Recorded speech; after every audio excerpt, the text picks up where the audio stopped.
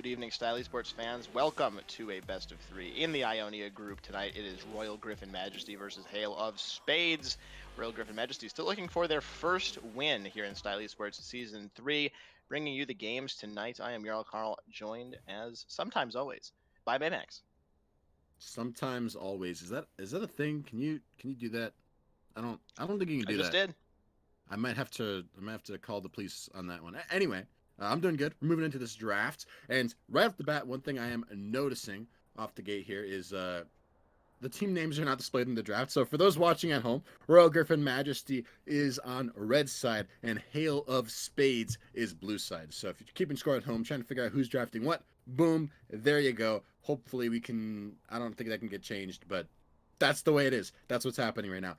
Leona pick coming through for RGM is actually hugely significant. It's one of the picks that I was looking towards maybe being banned, maybe something that Hail of Spades should look to ban away, because the support for RGM his name is Devout. He is, I don't want to say Leona one trick, but most games in this season on Leona by a significant margin. Not only that, but Leona is a strong champion in the meta right now, so definitely cannot wait to see what Devout can get done on this pick. Yeah, for sure. It's a very strong champion. In the meta, a lot of crowd control can peel off this Varus. Interesting to see the Varus picked up. That was nerfed in this last patch. The poke Varus a little bit less good. So far against this team, I would expect to see an on-hit Varus. There are, the Trundle and the Ornn for that tank, and the Shield from Karma makes the poke a little bit less useful. So I would expect to see the on-hit, although both builds are still very relevant. Kindred picked up as well. Does pretty well against Trundle. He can kind of hop over the pillar and duel him out with a bit of kiting. So I'm not terribly surprised to see that come through against the Trundle, although it's a bit more of a niche pick these days.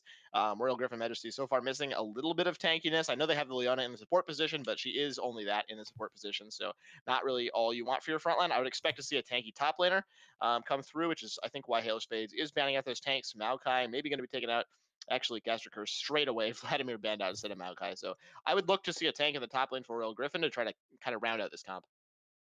Yeah, and by the way, if you're wondering at home about the Swain ban or maybe even the Zoe ban, Um, a Hail of Spades, their mid laner Corvus, he plays a ton of Swain. It's his most signature champion. So Swain not really in the meta right now, but Royal Griffin respecting that could be something Corvus could look to do, banning that away. I think that is a strong respect ban. Yeah, got to ban away the pocket picks, right? That's we see that in all levels of play, even in the LCS sometimes. Aurelion Sol ban against Huhi, one of the main practitioners of that champion. So you do want to watch out for said pocket picks. RGM goes a little bit astray from my prediction of a tank, picking up Darius to go against He's, Ornn. he, I'm not he, he gets pretty tanky. Yeah, I mean, he gets pretty tanky, I think, by virtue of how much healing he has, right? He just kind of heals back to full every time he swings his axe around and with that Q. So definitely, not as much of a frontliner though, even though he is pretty tanky, but definitely can fill the role. Maybe we'll see some kind of a tank mid. You never know. Could be like an Irelia mid, some kind of a bruiser Wait, situation. it could be a tank mid Irelia, by the way. Okay, I mean, if you build Irelia Tankier tank, mid. if you build Irelia tank, then that more power to you. But I like to build her damage myself personally. Maybe get a Triforce Blade of the Rune King, something along those lines. I'm sorry, I'm memeing you. Anyway, no, you're right. Although I think the Darius pick, it's good for the reason that it's one of not many champions that actually does very well into Ornn in the side lane. If Royal Griffin are playing to have pressure in that top lane, maybe play on the top side of the map, then Darius is an excellent pick to get that pressure and unlock the rest of the map, unlock the heralds, unlock even the dragon. Right, you can get pressure on that pick, roam down to the dragons, unlock the rest of the map. Right. Yeah, for sure. We have heard a rumor that the screen is frozen. So far, you guys are just seeing the Trundle Karma and the Leona Varus come through to fill you in. The rest of the team comps, Royal Griffin Majesty on the red side is Leona, Varus, Kindred, Darius, and Azir. While the Hail of Spades is Trundle, Karma, Ornn, Ashe, and Cassiopeia. So the Snake has come through for Hail of Spades, and the Azir are going to be facing that one in the mid lane. Hopefully, we can get those technical issues resolved, and they seem to have been resolved as the screen's been updated. We are now into the real champion select. Hopefully, we're going to be zooming through this one pretty quickly as the teams already know what champions they're playing. So hopefully not too much dallying here in the champ select, and we can get into the game relatively quickly. So looks like it's going to be a Cassiopeia mid lane for Hail of Spades versus an Azir Mm-hmm. from Royal Griffin. Similar champions in a lot of ways, right? They're both like very late game scaling AP consistent DPS sources that love and excel at like shredding tanks, but do pretty well against squishies too, especially later on to the game. And so I'm definitely in large part looking, especially to the mid lane from the side of Halo Spades, right? Because they've drafted Ornn top lane, probably not going to do that much. It looks like Karma support, Ashe ED carry. Again, Ashe and Karma are primarily facilitators. Ashe is not that great of a carry. She's pretty good at cutting a champion like Darius, but when there's a Leona and an Azir and a Varus diving on top of her face, might end up having some trouble. Alfaris might find himself biting off more than he can chew in that pick. So really, as far as like a late game or even a mid game, like heavy DPS source that can carry these fights, I think I'm looking primarily to Pogs on this Cassiopeia for Halo Spades. I think if that doesn't end up coming through for him as a pick, if he gets behind, then Halo Spades are really going to struggle to find the damage to get through the front line that Royal Griffin have. Because, Royal Griffin, they don't have any like huge mega tanks. They don't have a Mundo or an Ornn or Scion or something crazy like that. But they do have a Leona and a Darius. And after sacking Leona, and it gets pretty tanky in her own right. And Darius, especially once he gets second, third item, once he gets like maybe a Sterix gauge, normally second, third item are tankier items after you get that Triforce. He gets pretty tanky in his own right as well. Yeah, absolutely. So, and there's no super tank, but there's also no super tank shredder outside of the Cassiopeia. She's really the only one that's going to be bringing down the tanks. Ashe, is so limited in mobility. It's pretty hard for her to just kind of sit and focus fire. Does have the arrow to help herself out, but might be a little bit hard pressed to heal the tanks. Also, the Lamb's Respite from Kindred is going to help out a lot in keeping those tanks alive, healing them up just a little bit if they get low, maybe if they get picked by the Ashe arrow. So watch for that interaction as well. The Ashe arrow kind of up against the ultimate from Kindred to save people from those picks. If she is in range, could be something to look out for. But yeah, not a ton of damage outside this Cassiopeia on this team. Karma's utility based, Trundle and Ornn both very much utility tanks. Knocking people up with their ultimates, stealing stats, etc. But neither's really renowned for their damage. Trundle definitely can pump out a lot of damage if he gets ahead or if he gets the opportunity for. Slash, we'll see what kind of build he goes for. But especially the more tanky Trundle is just a little bit less on the damage side, and that's kind of in opposition to the Royal Griffin team that has so much damage, right? On hit Varus does a ton of damage, Azir loads of damage from the backline, Kindred can kill people, Darius can 1v5, so there's a lot of damage in opposition coming through for the Royal Griffin team. I'm not gonna lie, it wouldn't surprise me at all to see Lethality Varus instead of on hit here, and the reason that I think that is because Halo Spades have a pretty tanky team, but it's really only in the top and jungle, right? Only Yunjia and Corvus on the Ornn and on the Trundle. Everyone else is pretty squishy. And when it comes to having a DPS source, Royal Griffin, they already have 2 DPS sources that are great at shredding tanks, especially late game, in Heacher on Azir and in Ginja Ninja on the Kindred. They don't really need another late game heavy DPS source. They should be fine with a Kindred and an Azir to shred through even an Ornn and a Trundle. So I think Shaydell, if he wants to, is totally free to end up going lethality, and I think that would probably be good here because there's not a lot of sustain and there aren't a lot of ways for Halo Spades to actually deal with that poke. I think I actually like lethality Varus here.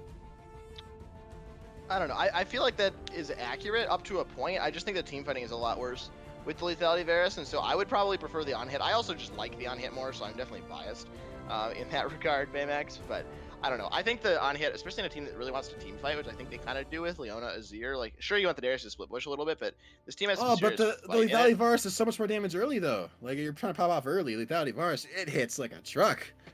I guess. I just don't like lethality Varus, Baymax. It's just, it pains my heart as an AD carry not to auto attack. You just sit in the back and queue. Plus, like the Leona sets up for it, so like you're basically guaranteed to land the piercing arrow. It's like free. I think it's definitely valid this game. I don't know if I would do it, but I think I will not flame Shaydell if he goes for it, I guess. I think both are valid builds. In this game, he has enough damage in his team that he doesn't need the on-hit carry team fight.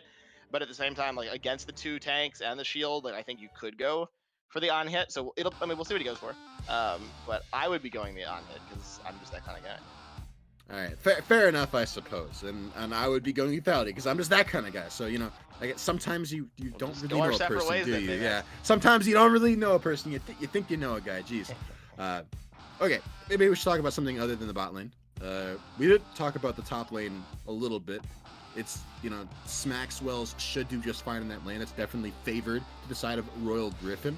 A mid lane, I think it's more of a toss-up. I'm really not sure who should win on paper. I would think of that as more of a skill match, something that you definitely expect the junglers to get involved on. But yet again, neither Yunjia nor Ninja have super strong ganks early on.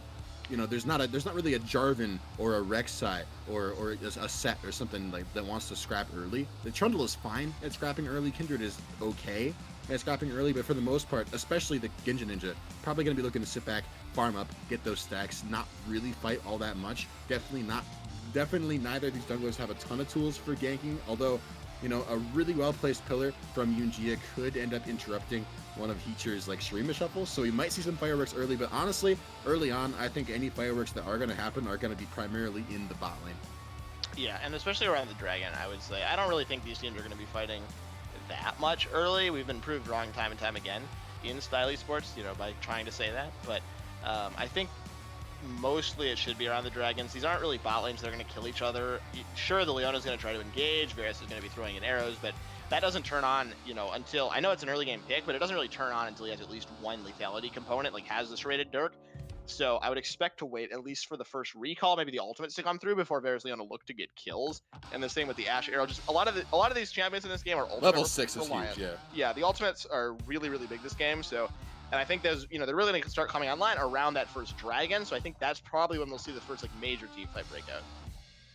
All right, well, we'll have to wait and see. We are about to load into this game, but before we do, we're going to go to another short break. Shouldn't be too long. We're just going to get through the spectator delay and the loading screen, then we'll be back in the game with some more of the action. So do not go anywhere. Give us a few seconds. We will be right back.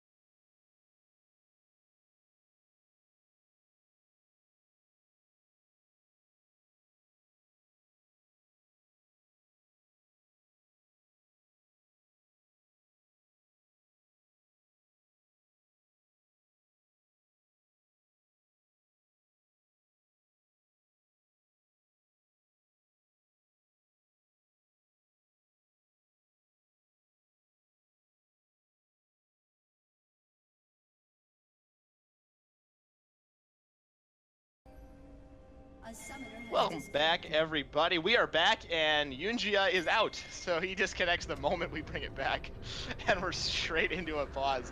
That is some pretty ironic timing, but we are onto the Rift, kind of, for game number 1 here between Halo Spades and Royal Griffin Majesty. Thank you for your patience, just making sure we don't have any lag issues throughout the game. I'm your Carl, alongside Baymax. We're straight into a pause. Yeah, and you know, it pains me to say this, but we're probably gonna end up having to go to a short break again for just a few seconds, so we can go back to making sure that we're all good in the technical ends of things, and we don't get out of time because of this pause. So I think we'll do that. But before we do that, while we're in this pause, I want to quickly mention that looking towards the bot lane, right? We talked about it a little bit in Champ Select. They've out on the Leona. This is his signature pick. This is something that he wants basically every game if he can get his hands on it. He's super comfortable on it. He's got a very high win rate with it, and he's got the most games played this season on it. So definitely for that reason also, you know, we talked about looking bot lane for the Varusar, for the Ashe Crystal Arrow, for Leona being Leona, but also because that Leona is Devout, and it's a champion that he's super comfortable on, and he's probably going to be looking to make plays happen with. So I got my thought train out of the way. We're going to go to a quick break, We'll be right He back did after this reconnect, pause, Spades. and I did notice that, but I want to go to a pause anyway. Okay. So Okay. we'll be right back after a quick pause, and then we'll get you back in the action soon here.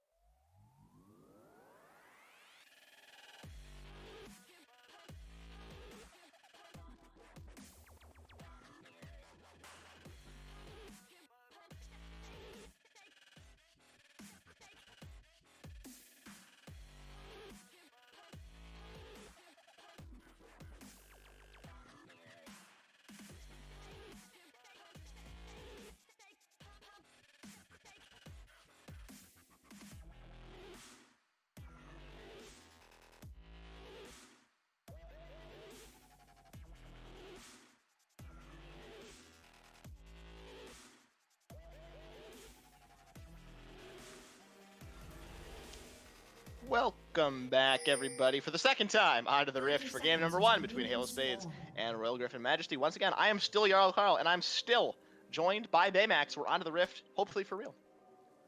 I think for real, you know.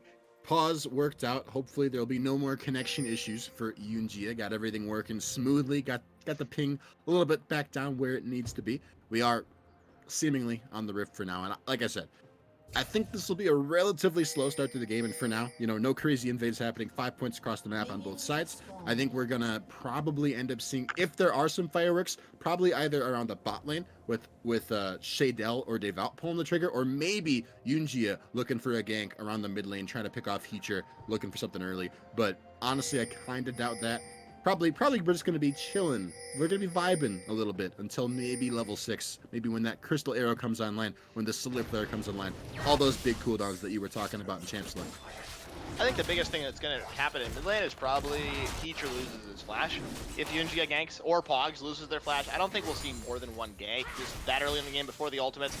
You know, maybe Heacher gets interrupted on the you know, the shuffle with the soldiers and has to use the flash, or Pogs just has to flash away from the slow, maybe from Genji Ninja. But I don't think we'll see a kill in the mid lane that early. It just seems pretty unlikely. But yeah, once level 6 comes through, I think anything can happen because both AD carries have huge catch ultimates. Devout as well. We mentioned it's one of his main champions. Ginja. And we're already seeing an invade.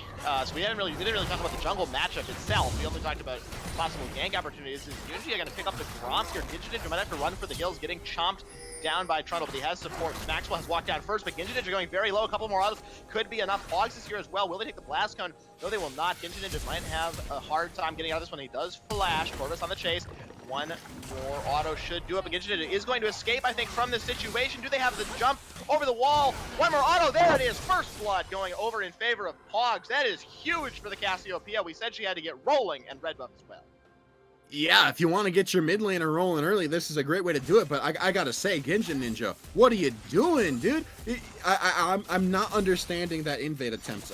Maybe I'm wrong, but I don't see a world where he wins that 1v1 versus Yunjia early on. And I think he was relying on the pressure from Smaxwell in the top lane. But Smaxwell was still level 1. That was a level 2 invade from Genji Ninja. You're relying on a level 1 Darius roaming down to support you while his wave is slow pushing into the other laner's turret. Like, that's not going to work. That's not a good thing to rely on. Now, it seemed a little bit, you know, a little bit of a misplay there from Genji Ninja. And to be honest with you, it's going to cost Royal Griffin, or it has the potential to cost Royal Griffin a lot. Because like you said, kill onto Pogs could be really, really big.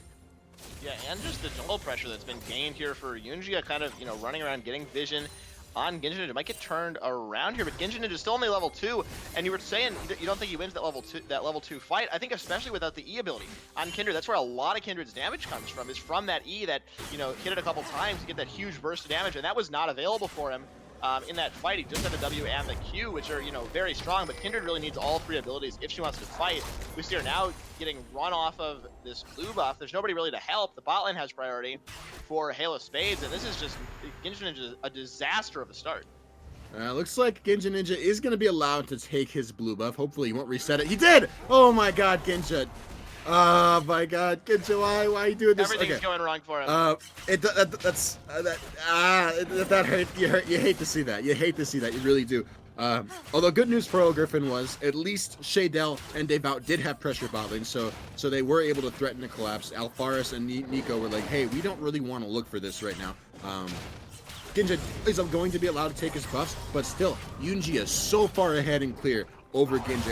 And you saw, if there were to be a fight happen in Genji's bot side jungle, Pogs would have been there far before Heater. This lane that should be relatively even, Pogs is now going to be ahead of. He's going to have pressure in it because of that early kill that ended up going over to Halo Spades. So any sort of a dragon fight, we talked about dragon fights being the sort of key to unlock this game for either team, especially with those big ultimate abilities, the solar flares and the enchanted crystal arrows.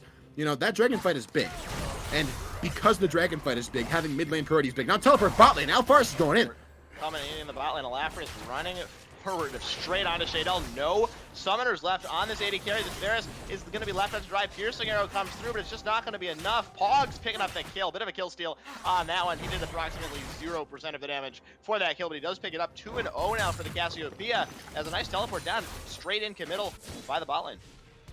Yeah, that's another lane now that's going to be going in the way of Halo Spades, or at least a little bit of a bump, right? A little bit of a bump for Alfaris and Nico, who are already doing pretty well, actually. Like you mentioned, the Varus is weaker early on, needs some items, needs some lethality to really start to get scary, and especially at least a Dirk, right? Something like that. And Ashe and Karma, very strong poke champions, very formidable wave clear early on. So Shaydell and Devout are already sort of on the receiving end of a bad time with about a 20 CS lead for Alfaris. That is probably only going to get worse now that there's even less pressure bot lane. Shaydell has no flash, no heal. He's going to get bullied and pushed around a little bit more. And guess what? Dragon has spawned. With Royal Griffin Majesty not having their mid lane with pressure, not having their bot lane with pressure, Dragon fights, if they're going to be the key that unlocks this game for either team, you got to imagine Halo Spades, they're like at least 2 or 3 steps closer to putting their key in that lock and unlocking that door. Absolutely. Alafris not able to get the Bilgewater Cutlass. I thought he might wait he had about 30 or 40 gold to wait. Might have been able to get that item, but decides to go for the Vampiric Scepter and some other, random stat components there for his Blade of the Ruined King. Still a pretty strong pickup, wants to get back to lane and make sure that pressure is still applied. And Shaydell not able to get the serrated Dirk. So, again, this is an early game pick, but it's not a 0 item pick. He needs like half an item. He needs that serrated Dirk to really start doing damage.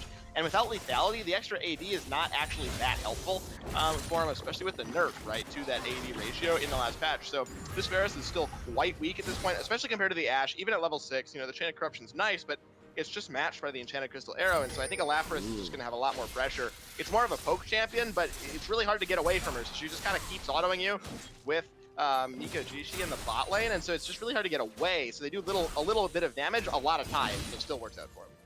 Ooh, I think Genji Ninja about to get collapsed on here. I think he thinks that Yunjia is on Dragon. He thinks he's free to take blue, but he's getting collapsed on by Pogs. He's in trouble.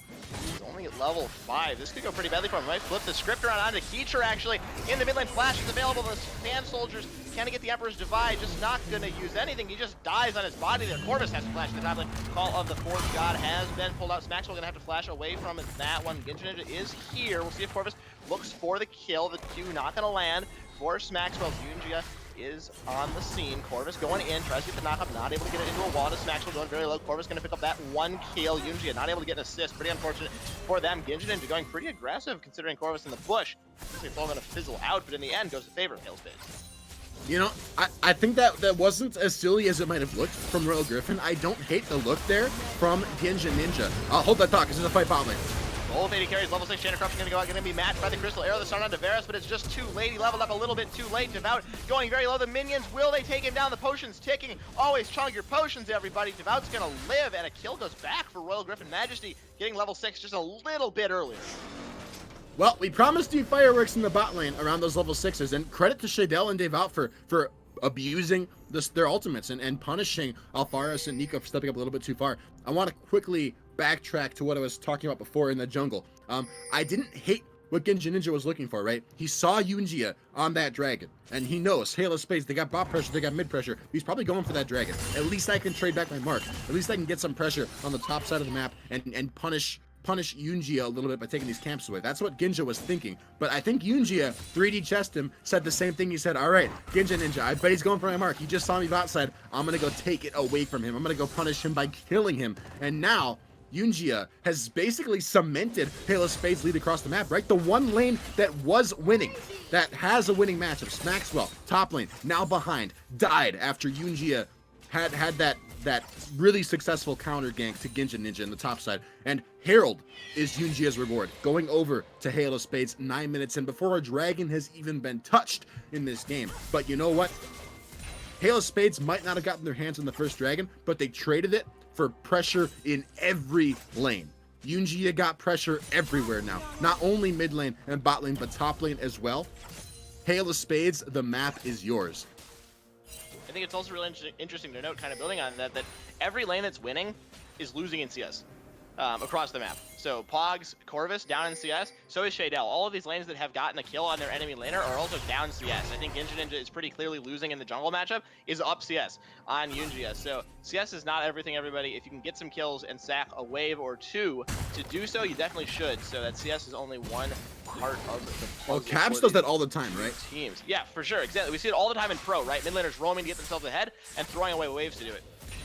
Yeah, best mid laner in Europe. Constantly, you know, if he's got to lose a wave, but he sees that bubble, he'll go for it. Just like they're going for a bot lane right now. They're going for this fight all the way in. Teleport has come down from Heater. Teleport to match by Corvus, but it might be a little bit too late. Smax will use that as well. Teleport comes out, but this is a 3 versus 5. Fox on the way, but he's just a little bit too late. The knockup not going to land. Shadell is staying safe. Everybody's safe on the side of Royal Griffin. Going to continue this fight. Genji Ninja going to win that one. Emperor's Divide goes a little bit short. That's not what he was hoping for, but it's still a 3 versus 5. 2 kills for RGM.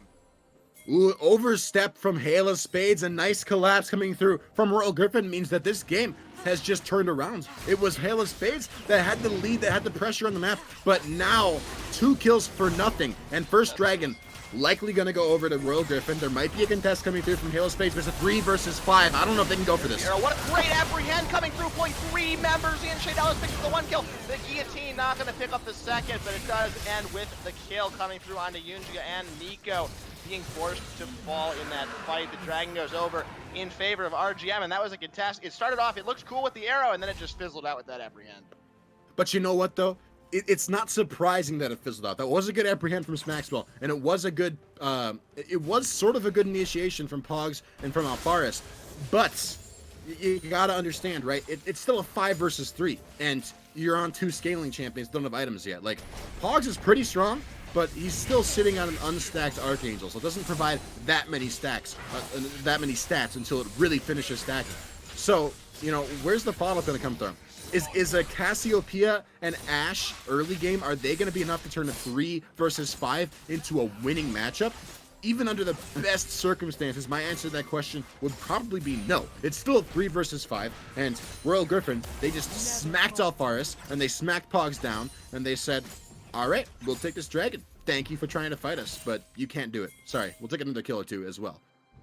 Yeah, working out great for Royal Griffin Majesty. Fighting back in this game, the gold is pretty much dead even, about 100 gold separating these teams thus far in the game. The dragon in favor of Royal Griffin, but the Herald still in the pocket of Yunjia, so that major objective has been traded back, essentially. 1 dragon for 1 Herald. We'll see where that goes down on the map. Should be in the next couple of seconds. Not a lot of time left on that one, so that should go down before the plates fall off as well, so that should be a couple of plates going in favor of Halo Spades. Maybe try to bring the gold back in their favors. We're going to see a bit of fighting in the top lane. The apprehend comes down. Genji Ninja doesn't look terribly interested in fighting there. He does pop out of the bush. Call the Portget comes through. Yunjia is on the scene as well. Spotted on control. You're going to throw at the pillar, but it looks like that is pretty much going to be it in the top lane.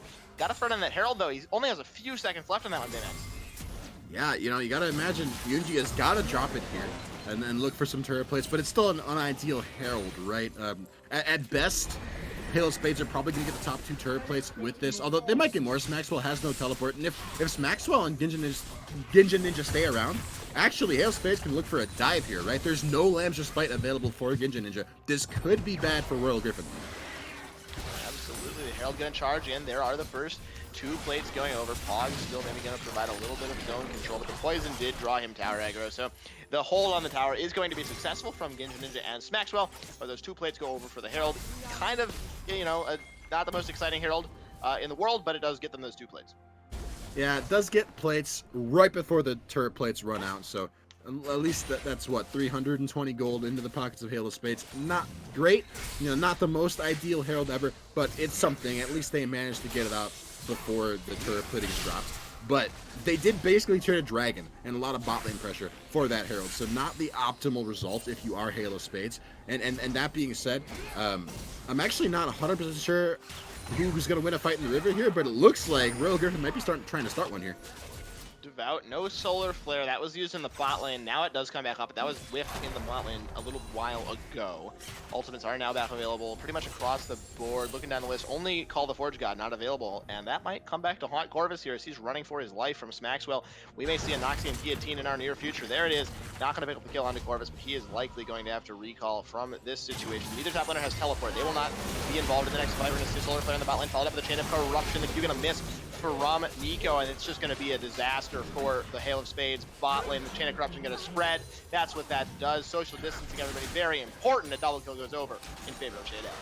Don't give Dave out Leona if you want your bot lane to survive post level 6. This is the lesson that Halo Spades hopefully will learn after this game. I don't know if it'll be enough to get Royal Griffin the win, but this game has definitely gone from bad to a lot better for Royal Griffin. And, you know, looking at the team comps, I'm not 100% sure who outscales who. You can make an argument for both sides, but I think that RGM have the better scaling team. There's, you know, heavy scaling elements on both sides, but between the Azir and the Kindred and Dave Outs, like the team comp as a whole from Royal Griffin seems more cohesive to me versus like Halo Spades. You gotta enable Pogs, and he's really the only person that can carry those late game fights. And he's going to have the tools to do it with all the Orin upgraded abilities and with potential facilitation from Alfaris, from Nico. But there's so many tools that RGM have to pick off Pogs, to pick off Alfaris, right? Between Shaydell and Dave Vouts and even Smaxwell with like a crazy flash apprehend. We've seen it before. We'll see it again, I'm sure. There's a lot for Halo Spades to be afraid of right now.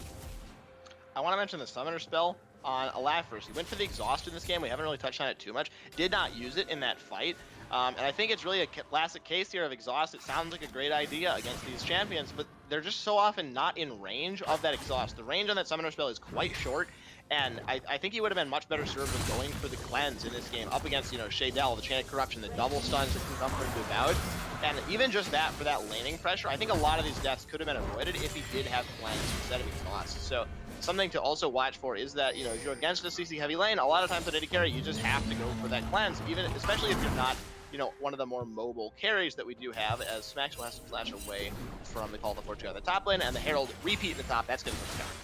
Yeah, second Herald coming back to finish the job on this top lane turret. Halo Spades looking to finally break open the first turret of the game, but not likely to go unanswered here. Look at the map rotations. Teacher and Ginja Ninja rotating down, forcing Nico and forcing Alfaris off of this turret. Royal Griffin likely to trade away bot lane turret as well, though they might have to wait for another wave. Yunji finding the kill. Oh, engage bot lane as well. We're going to see a fight under this tower. The Lamb's Spike going to keep everybody alive from this Dave Out's going to be falling, though. A flash. Petrifying Gaze not going to pick up any kills, but it is going to slow. Shaydell has to use the flash and the heal to get away. Teleport was canceled in the top lane. Was not able to go through from Heacher. The tower died before he could get up there. He's still stuck in the mid lane. 2 towers picked up in the top and a kill as Royal Griffin Majesty just kind of throw their lead right down the drain. That was disaster for Halo, or disaster for Royal Griffin. And it didn't start that bad. Pogs might be dead too.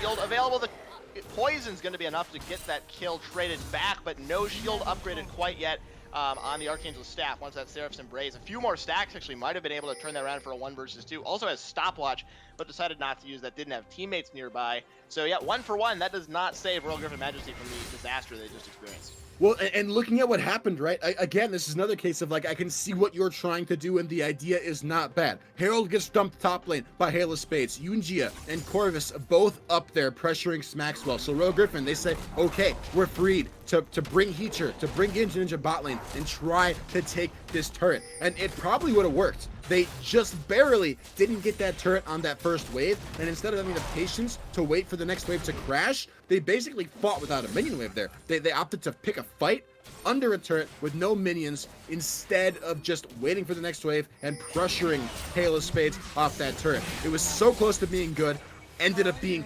really, really bad, because now Royal Griffin got no turrets. They finally broke open mid lane, so credit to Heacher on that one. He did it solo basically, but in that other exchange, no turrets, lost 2 top lane, right? Because Maxwell got dove and died. An inner top lane turret fell as well to that Herald. So Hail of Spades have basically broken up the map at this point.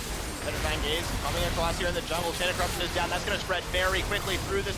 Fox is just not able to move. The stopwatch has come through. He does have Seraph's Embrace as well. If he can get the shield, no, he cannot. This fight going in favor of Royal Griffin Majesty, as Corvus did not decide to match that teleport, although only a 1-for-1 thus far. Nico going to be going down as well. Heacher shuffling forward, picking up that kill. Alafris and Corvus going to have to regroup. There's the W come through. Alafris very low. What is he doing? He's still around. He's going to be going down to the rain of arrows coming through from Shadell, just sticking around a little bit too long.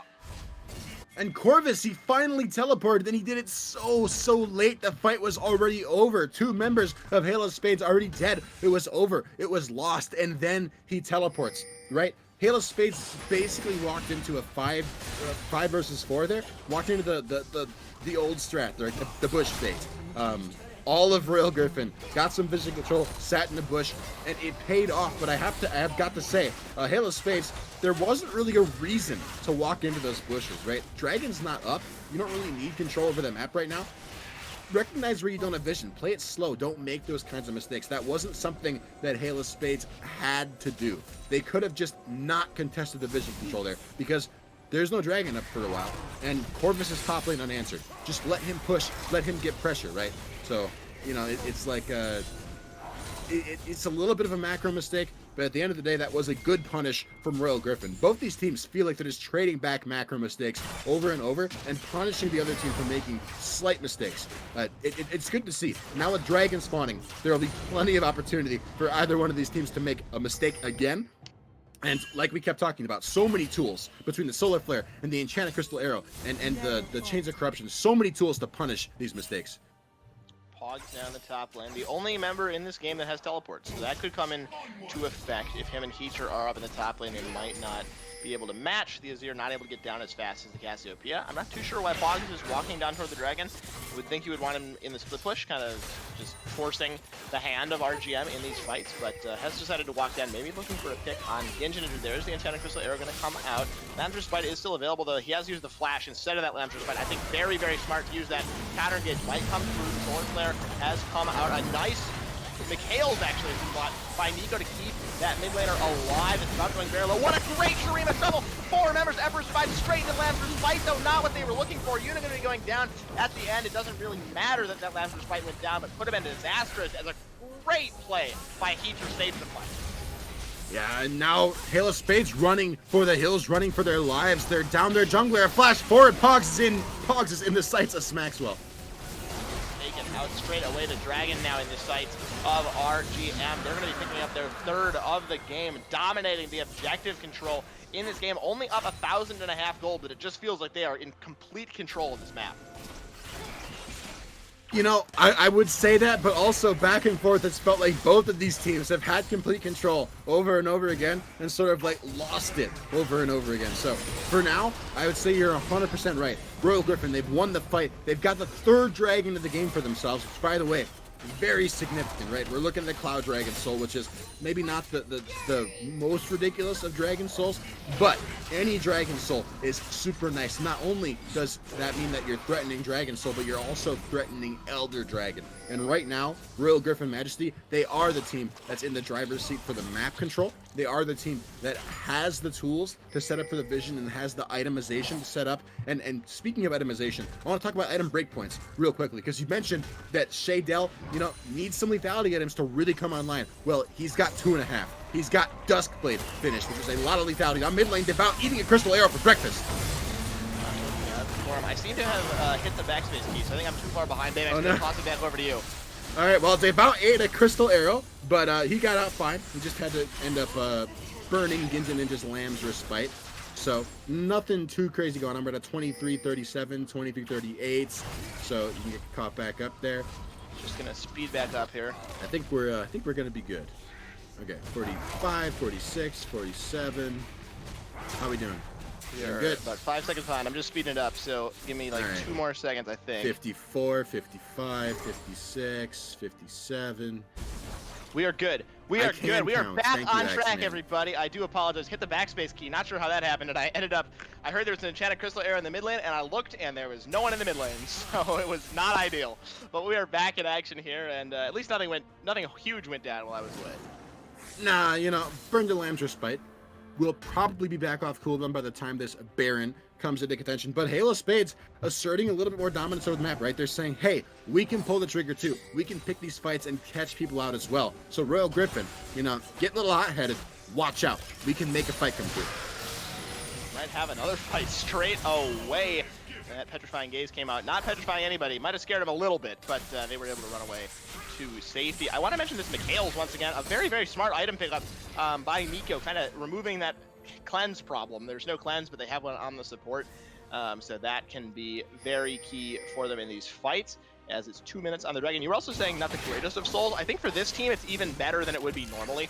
The Cloud Soul, just because they're so ultimate reliant, both of these teams, so that cooldown reduction could be massive for them, and the speed after them, if you're trying to go in for a pick with those ultimates, can be huge.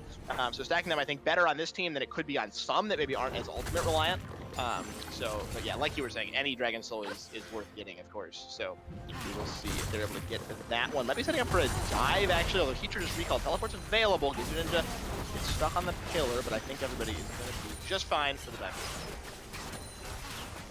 And I like the fact that Heater's not here right now. Like you mentioned, he does have teleport. I think somebody from Royal Griffin should be in the silent. Honestly, a 1-3-1 might be in order. So Maxwell's pretty strong. He's got teleport. Devout getting engaged on by the Crystal Arrow. He's stuck in the miasma. Why the call of the Portugal not going to be able to be pushed out due to that stun coming through from the Solar Flare. Maxwell has got the reset, though. He can go huge in this fight. The re-engage as well from the Zenith Blade. Maxwell just ripping through this fight. Has picked up 3 kills. Very low, but there's just nobody to do any damage. We mentioned it's just Pogs that's really going to be doing the damage in this team fight. And it looked good at the very start for Halo Spades, but it just falls apart. Royal Griffin Majesty win the fight.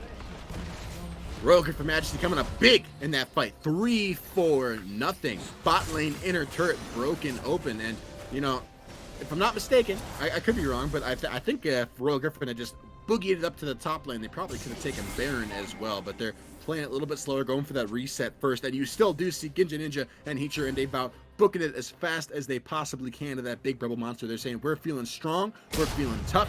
We just got almost a third item finished for Shaydell. Almost third item finished for Ginja Ninja. We are ready to take this Baron, and started up they are. Control ward dropped. Vision from Halo Spades cleared out. Halo Spades not nearby, actually. This Baron is dropping quick. I don't think they're going to get here in time, Carl. No, I do not think they're anywhere close to this in time. Ginja, the only member that's anywhere close, is the jungler, but it's just not enough. Too late. Smite it away. Red team has picked up the Baron Nashor. They can just reset and run straight to the Dragon. Only a couple of resets coming through. Just Leona, actually, for that one. They can still contest this Cloud Dragon. That's the whole point if they do want to. Yeah, a little bit of criticism for Halo Spades, right? Not contesting the Baron, knowing that the Baron is being taken, not moving in, but not getting vision control over Dragon Pit, right? That was free time for Halo Spades to move into this pit, get vision control, and be in a potentially advantageous position for a soul fight. But they didn't do it. They just sort of hovered around mid lane, and now it's Royal Griffin that had the vision priority, that of the sweepers that are clearing out vision, setting up vision of their own, and making Halo Spades blind. This is not a good situation for Halo Spades to be in. All they had to do is walk in, and they got control once again. RGM and Snacks was on the side, waiting for a flank. All the boards are going to come through, but Maxwell is in the backline. Great ultimate could be coming out for him. If he gets the reset, he can just rip through this fight. The soul's gone over as well. He's going to get the speed from that one. Devout going a little bit too far forward, though. Corvus going to pick up that kill, as it looks like RGM does not really want to take this fight. They're happy to take the soul and get out. They have the Baron, they have their 4th dragon. They're sitting pretty. I think Shadell might have been calling for a reset. He's saying, listen, guys, I'm sitting on 2,000 gold. We just got Dragon Soul. I can pick up my 3rd lethality item. Let's not blow everything right before we get to the finish line. And fair enough, but I do think that if Royal Griffin had committed that fight, they probably could have wiped it there, honestly. I'd seen that flank from Smaxwell. You know, I really feel like Royal Griffin could have made something come through there. But playing it slow, not necessarily a terrible thing, right? Just picked up the Cloud Soul. Also, like I said, I am confident that Royal Griffin's team comp scales better. Especially if they can find the pick onto Pogs, who is now flashless. So, very possible it is only a matter of time. The next push could be the final nail in the Halo Spades coffin for Game 1. A lot of flashes down on the side of Halo Spades and on RGM. But both carries do not have that. Pogs and Alafra is going to be without that summoner spell. Shadell does still have his, and I don't think there's any way he goes down in these fights without a miracle happening. He has both summoners. He has his team to feel for him. I think he's just very, very safe in the backline with this Poke Varus. Turns out Baymax was right. I just hate the Poke Varus, and it seems to be doing pretty much work for them in this game. At least Pog's not here. Has a teleport. Baymax, you can respond to my Varus comment. Oh, you're good. I wasn't going to talk about that, but I just want to criticize Maxwell a little bit here. I'm taking a lot of time to get that mid lane pressure and roam down with that Baron buff. Initially, he was hovering bot side. Got Baron on 5 members. Spread that out. Get as much Baron buff value as you can. Get mid lane pressure, get bot lane pressure. And right now, that is what Royal Griffin have done. They got Smaxwell mid lane. They got Baron breaking open bot lane inhibitor. Halo Spades, their base is dying before their very eyes. Pressure, huge amount of pressure on this mid lane turret. A nice adaptive helm also on Smaxwell. Great item adaptation to be landing against Pogs there in the mid lane. You know, he's one of the main side lane carries for this team, so smart to be building that. Does cut that Twin Fang damage quite a bit, as it looks like the push going to be... I was going to say stopped, and then we saw the Chain of Corruption come out, but not a lot going to come from that. The mid inhibitor broken open, but not taken. The bot one is down, as it looks like Royal Griffin going to just go for probably another reset here. They might just actually be running top. They're going for top lane. Yeah, they're looking to run it down top lane. I'm a little confused. I think Royal Griffin probably could have committed for that mid lane turret. I think I would go so far as to say they definitely could have committed for that mid lane turret and gotten those supers pushing down mid lane, but they opt to rotate top lane, try to break open that instead. But I think this is giving Halo Spades a little bit of breathing time, a little bit of time to sort of sit back and farm and push out those side lanes. And Baron buff has run out. Baron buff is now gone. So it is going to be a lot harder for Royal Griffin to end up pushing these last couple turrets in Halo Spades' space down, unless and until they wait for the next Baron to spawn. Yeah, the second tower has gone down. I would probably expect to see them recall. They don't have a ton of money, but you don't want to overstay on the map, right? Collect some jungle camps and then probably go back to base and set up for one of the objectives, which would probably be the more textbook way of playing this out. We'll see what they decide to do. Of course, Baron up in just 2 minutes. The Elder Dragon going to follow about 50 seconds later, up in 2:45. So not quite synced, which means Royal Griffin can go for the Baron and then try to rotate down toward that Elder Dragon if they are still alive. Also gives Halo Spades, you know, a unique opportunity to probably get both buffs if they can win a fight around the Baron. So yeah, I think that's where you want to put your last ditch chance. Yeah, I was thinking if you're Royal Griffin, I think you do fight over Baron.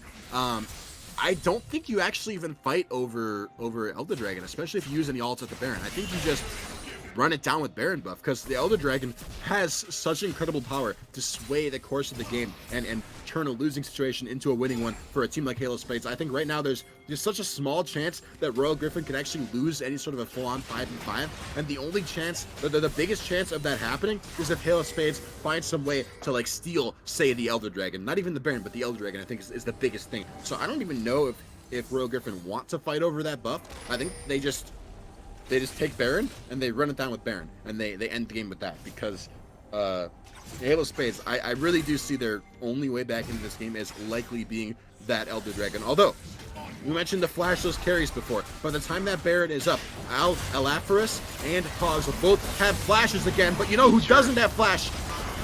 Teacher might be getting caught out here. A nice stopwatch to keep himself alive without being focused down by Lapras. He is going to fall. Lapras trying to keep himself safe. Has to still the apprehend, get a comment through from Maxwell. Fogs with a nice trying engage. Not able to kill him by the Lapras fight. Going to keep them all healed up, and Maxwell just going huge in this fight. He is still full health, ripping through the team. Fogs with a nice flash, trying to get himself out. Can pick up the kill onto Ninja, but he just cannot take out this Darius. He is far too tanky. You mentioned earlier those second and third items are those tank items. Maxwell more than enough of a frontline for this team. Lapras did fall, Fogs did fall. It is just the tank and the support left to try to save the base. I don't think they can do it. The second next tower is going to go down. The focus on the Nexus, and Royal Griffin Majesty win the first game of the series over the Hail of Spades. Adaptive Helm on Maxwell, making him take basically negative damage from Pogs. Such good atomization there. I love the Adaptive Helm. You know, when I first saw that come out, I was a little bit like, I mean, I did say Pogs was the main key carry for Halo Spades, but he is also like basically the only magic damage dealer. I guess, you know, Corvus does some magic damage, Nico does some magic damage, but for the most part, like, if you're the Darius, you're probably not that concerned about Pogs in terms of, like, who's going to kill me. It's probably going to be Lapras, who's just going to kite him forever with those auto attacks. But, you know what? I do love the Adaptive Helm because you can't itemize against Lapras kiting you unless you build, like, Righteous Glory or something that's honestly kind of troll. So, I like the Adaptive Helm, and I like what Royal Griffin did to close out that game. I think the early game was a little bit sketchy, especially with some of the stuff that Ginja Ninja was going for with the early game invade. But overall, tons of credit to Royal Griffin. I think they ended up closing the game pretty cleanly. Some macro mistakes, some issues, but definitely hitting hard against Halo Spades. Yeah, for sure. They, both teams looked quite sloppy. I think, just being kind of blunt about that, neither of them looked like they were really in complete control of this game for the entire time. But outside of the jungle plays early on in the game, I think RGM did play a cleaner game. They seemed to kind of know what their comp wanted to do. They had great control over the dragons. They stacked those dragons. They got the Baron when they had time to do it and just pushed down and won the game pretty cleanly. Maybe we're a little bit too safe at times, but, it's better safe than sorry, right? And so they were able to win these fights. It was just Pogs that could do any damage. As we mentioned, couldn't do any damage to this Maxwell. This Darius was huge, working out great against the Ornn. And the Leona from Devout put in a ton of work in this game. 0-3 Alafris in lane is exactly what RGM wanted to see against this Ashe, and it just worked out really, really well in the bot lane. I would expect to see the Leona on the chopping block for the next game. Oh, 100%. I'm not gonna lie. Like, when I looked at the pro draft and I saw that Devout had been allowed to get that Leona, I was like, ooh, Halo Spades. This is I don't know about that one. I don't know about that one, Chief. We'll see what happens. I think you're 100% right. The draft overwhelmingly likely to see a Leona ban, which of course means that something else that was banned away is going to be left up. We might end up seeing, a Mordekaiser or a Victor pick come through, something along those lines. Those were some of the bans that ended up being taken away from Royal Griffin the first time around instead of the Leona. So we'll see. Can't wait to see what ends up getting picked away from them. Drafts should definitely change. I'll definitely agree with that. Yeah, we should see the draft change 100%. And we're going to see it change, hopefully, when we come back from this break. We're going to step away for just a couple of minutes, and when we return, we will have the draft of game number 2 here between the Hail of Spades and Royal Griffin Majesty. Don't go away.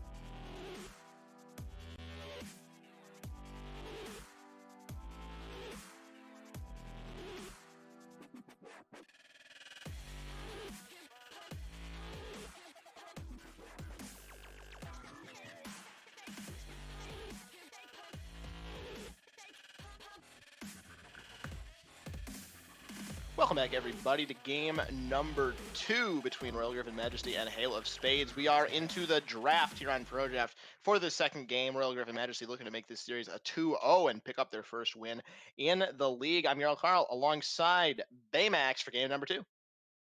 Yeah, and for those following along at home, yet again, it's a little bit of a side swap going on. So Hail of Spades on the red side this time around, with Royal Griffin on blue side. So far, looks like we aren't seeing a Leona ban quite yet, and there isn't going to be one. So definitely not going to be surprised if we see Leona get picked up right away again for Royal Griffin, or maybe a little bit further down the line as they opt to lock in the Varus first pick. Also a very, very strong first pick. I think basically just daring Hail of Spades to pick Leona too, right? Like, I think Yeah. you kind of have to pick it, I think, unless you have some kind of counter to that lane, because that Leona is, like we said, his main champion, and clearly he's very proficient on that pick. So Zach, maybe the hover here for Hail of Spades, but if you don't pick the Leona here or ban it, you better have some kind of a counter, or I think you're kind of just trolling. You know, I'm a little surprised to see the Trundle banned away instead of the Leona too. I really felt like compared to Dave Out's Leona, Genjin Ninja, like, or not Genjin, not even Genjin Ninja. Wait a minute. No. Halo Spades. I'm sorry, I'm getting my sides confused here. Halo Spades had their own jungler, Yunjia, on the Trundle last time around, so they banned it away, afraid that Royal Griffin would first pick it. That's a little questionable. I think if Halo Spades first pick it, then you're just thanking God that they didn't first pick Varus or Leona, which, by the way, Royal Griffin just got Varus and Leona again, and Syndra mid lane as well, who is a very strong power pick, and also good into the Zac, right? Because some people might not know this, but if Zac tries to gank Syndra, he goes in with that elastic slingshot. You can use that Scatter the Weak Syndra's E to knock Zac out of that slingshot and just stop any sort of a gank in its tracks dead on. Although, if that slingshot does come through, there is probably going to be an Orianna ball on Zac's back, and that is a very scary combination. So I do see what Halo Spades are going for here. That being said, I think the draft from Royal Griffin Majesty is just too strong at this point to be allowed. I think it's, considering the context of this team, I don't think the Varus Leona in and of itself is some like broken OP lane, but I think it's one of the most comfortable lanes for this team, and I think they've just really, I don't know how you can give this over if you're the Halo Spades against this team. It's probably the strongest mid laner in the meta right now, and the most comfortable bot lane. Sure, you got Well, Ezreal, who's one of the safer picks, but I just don't know what they got in return. Well, we'll see, because like you mentioned, Ezreal picked up. Yuumi also still open, and Yuumi is a strong disengaged champion, difficult to engage on, and pairs well with the Zac. Although the Nautilus, I'm a little bit less sure about the Nautilus. I do feel like there maybe is some anti-synergy going on there between Alafris and Nico, right? The Ezreal pick is mostly trying to stay safe. You normally don't want to play around Ezreal early on. The Nautilus is the opposite. You want to play around the Nautilus. He's going and he's looking for picks, looking for fights, looking to scrap, probably roaming around the map with the jungler a little bit, looking to get in those 3v3s, pick fights over Dragon and stuff. So we'll see what ends up happening with Halo Spades, but I think with Yuumi open, picking Nautilus instead is I don't know. Yeah, a little bit questionable. At least to my mind, Kane's now been picked up for RGM for that jungle position up against Ooh, Zac. I like it. Looking for the top laner to come through. It's going to be the Shen pick to keep those solo laners alive. I like that pick a lot too. Maybe not I quite as like much as both the those as the picks. as the Kane, but I do like the Kane especially a lot. Yeah, I like both those picks here actually. Okay, I am about to go full fanboy over Royal Griffin's comp. I really like it here. I do have to say the Shen is maybe not going to be as good. We'll see how he can fare into Corvus's Maokai, because the tree is a very formidable laning opponent. But I like the Kane, because Kane scales very well, especially if he's going Rost, which he is almost certainly going to do. It I you know we were talking a lot about consistent DPS last game, a lot about where's the damage going to come from? Is it going to be Cassiopeia? Is it going to be Azir? Is it going to be Varus? Like, who is going to be the damage source from both of these teams? Right now, Hail of Spades, they got Ezreal and Orianna, and that is really it. I feel like they might have drafted, even less damage than they did last time around, which is scary because, looking at Hail of Spades, I'm thinking to myself, who is going to kill Smaxwell on this Shen? Who is going to kill Genjin Ninja late game when he's Rost with, 3 or 4 items in Death's Dance Like, who's going to kill him? Who's going to cut through that healing and have the DPS to kill him? I don't see somebody. I don't see an answer. Who's going to kill Devout when he goes in with the Aftershock and gets all kinds of tanky? You know, I don't see the answer to that question. I fear that Halo Spades may have picked a team comp that doesn't win at any stage of the game. Hopefully they can prove me wrong, but I really like what Royal Griffin have drafted here. Ezreal can always do a lot of damage in the late game. You know, I got killed many times by Ezreal today in one of my solo queue games. So even in the late game, he can pump out a lot of damage, keep himself safe. With the Death's Dance build, which I would expect to see him go in this game, as long as he's not 0-3 in lane again. And the Arcane Shift should help him get away from the Leona engage, so I would expect him to be a little bit more safe. We'll see if a cleanse comes through, maybe for the Orianna as well. You know, especially against Syndra, you have the Shen taunt, Syndra stun, Leona's other stun, and Chain of Corruption. There are 5 hard CCs on this team for Royal Griffin. I would hope to see the cleanse coming through from Orianna, and once again, we'll see what kind of a build the Varus goes for in this game. Baymax, what do you think? On the Varus, I'm thinking probably lethality. You know, it's maybe on hit. I don't know for sure. I think on hit would be good here. But lethality is so much better in lane versus in Ezreal, especially when the support is a Nautilus and there's no sustain there. Like if it was a Yuumi, you're trying to play against the Yuumi who's sustaining the Ezreal through, then I would just say screw the lethality. You don't even want that. Just go on hit. Just play for late, play for scaling, and you'll murder all those tanks later on. But if you want to keep the Ezreal down, we talked about Alaphris already being basically the only win condition for Halo Spades here. He has got to be strong. He has got to be on power curve or ahead of power curve if they are going to win these fights, especially moving into the mid and late game, especially late game. So is it worth it to trade some of that late game scaling on Shadell to keep Alaphris down early when there's probably going to be enough damage from the rest of Royal Griffin anyway, when even the tanky members of Royal Griffin do pretty good damage, right? Ginja Ninja on the Kayn, Ross does pretty darn good damage. Even like Shen on Smaxwell and Shen, that has not bad damage either. You know, there is a big beefy front line for Halo Spades, so Royal Griffin have got to chew through that somehow. But I think that Ginja Ninja might be enough of an answer. I don't know if you need to go on hit Varus. Yeah, I think on hit Varus is probably better this game than it was last game, but that doesn't mean that you need to pick it up. Right, I think the lethality is still a very strong laning idea, and can really help get a couple of kills onto the Ezreal. And if that's your main goal in this game, you know, you mentioned the damage coming through for the rest of the team. I think that actually could still be the better build if you do want to go just for that lane pressure and keep Alaphris pretty uncomfortable. Try to get some kills onto him, especially at level 6. Level 6, the thing to look for again in the bot lane, just because, you know, Varus and Leona both have those lockdown ultimates very strong together. So watch out for those to come through. Yeah, and I'm just thinking like against tanks, normally you need a DPS source to deal with tanks so that they don't become unkillable. I feel like a Zac and Nautilus and a Maokai are never going to be unkillable when you have a Rost in the game, right? Because once he gets that Black Cleaver and he gets that Death's Dance, he is the unkillable one versus the tanks. So yeah, that's where I'm coming from on that. Yeah, I think healing reduction will also be key this game.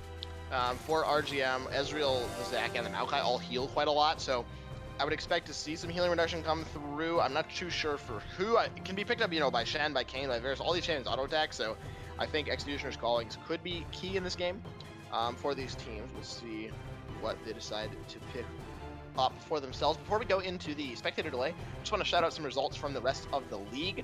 The Coin Flippers won 2-0 over Bagels in 2 very quick games, a very decisive series for the Coin Flippers, and the Imperial Knights Blue defeated the Sand Ninjas 2-0. The first game was a forfeit, and the second game was won in about 30 minutes by the Imperial Knights Blue, continuing their march to the top of the table, now undefeated in the Ionian group. So they have done very well for themselves. The Coin Flippers and Bagels, both kind of middle of the pack teams there in the Shurima group, so nothing too wild there. But yeah, those are the results from the rest of the league today. Just thought I'd shout those out because those series have already finished. Well, we're still going here, and we're now into the spectator delay. I'm pretty amazed by that coin flippers 2-0. I guess I'm Yeah. not amazed by it. Like coin flippers are a strong team, but bagels are also a strong team. So to see them get 2-0 by coin flippers, might be a little bit scary for the rest of Shurima. So we'll keep an eye on that. We'll see how the rest of that goes. We are sort of getting closer to the end of the season here. I'm not actually sure when the season officially ends, but it is Thursday. soon. I think this week, Thursday. Okay. Yeah. So thank you on that one. So these teams, getting their games in, trying to wrap things up. It'll be fun. It'll be a good time. And this game, hopefully, will be a good time. I don't think we mentioned it too much yet, but Royal Griffin, by the way, the team that's up 1-0 now, that had a fairly dominant game one, and who I won't shut up about how good I think their draft is. That team hasn't won a series yet. This would be their first series win in Style Esports in the Ionia group if they were to pick it up, and they're playing against Halo Spades, who are currently 1-1. So on paper, with the records, Royal Griffin might be an underdog here, but they've been playing pretty well, and given the draft and given how these teams played last game, I would definitely put Royal Griffin at favorites to end up winning this game, which could end up shaking up the results for playoffs. Yeah, absolutely. Those playoffs are coming up relatively soon, and RGM currently in the last place spot. They would be the ones that are up for relegation. So if you do want to get out of that cellar, maybe get to the 5th place spot, Team Death Realm is 3-3. Actually, that's 1-3. Just because we got 2 buys here throwing me off. But so they would be tied now with Team Death Realm if they are able to pick up this series, which could be pretty big for them going forward in playoffs. And Halo Spades, like you said, just haven't played a lot of games yet. So we'll have to see kind of how their season shakes out. It looks a lot stronger 1-1 versus 0-3. But Halo Spades is only, they've only played 2 games. So they 2-0 the Sand Ninjas, who are a pretty strong team, and they have already lost to the Imperial Knights, who they did take a game off of. So, Imperial Knights 6-0 in the group, so something to also watch out for. They're a very strong team. Taking a game off of them is definitely no joke.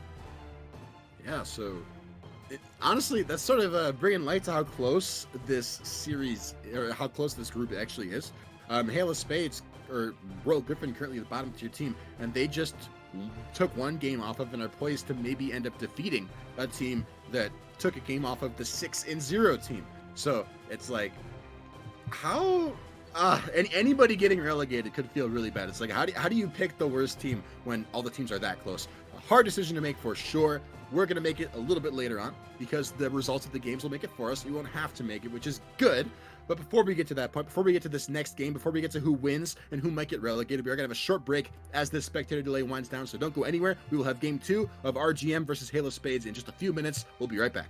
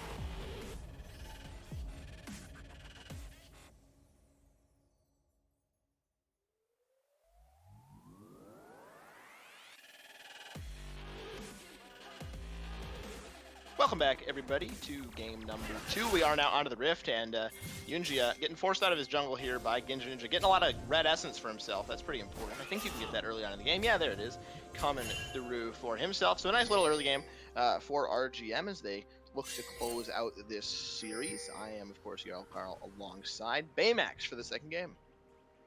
And here we are. Both these teams fighting to potentially make the playoffs. Royal Griffin really fighting to not get relegated, right? They're saying, we are good enough. We don't want to go all the way down to Piltover. That's the one. We don't want to go all the way down to Piltover. We belong on Ionia, or maybe even a little higher. We're going to prove that.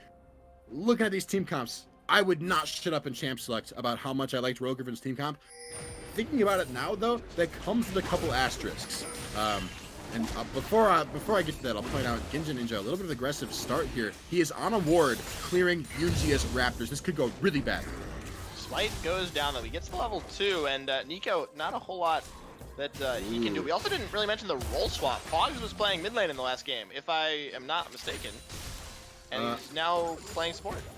I'm actually not sure about that one. I should be. I'm failing as a caster, so maybe someone in chat can correct us on that. I do want to point out what just happened in the jungle. Ginja Ninja, he was on a ward.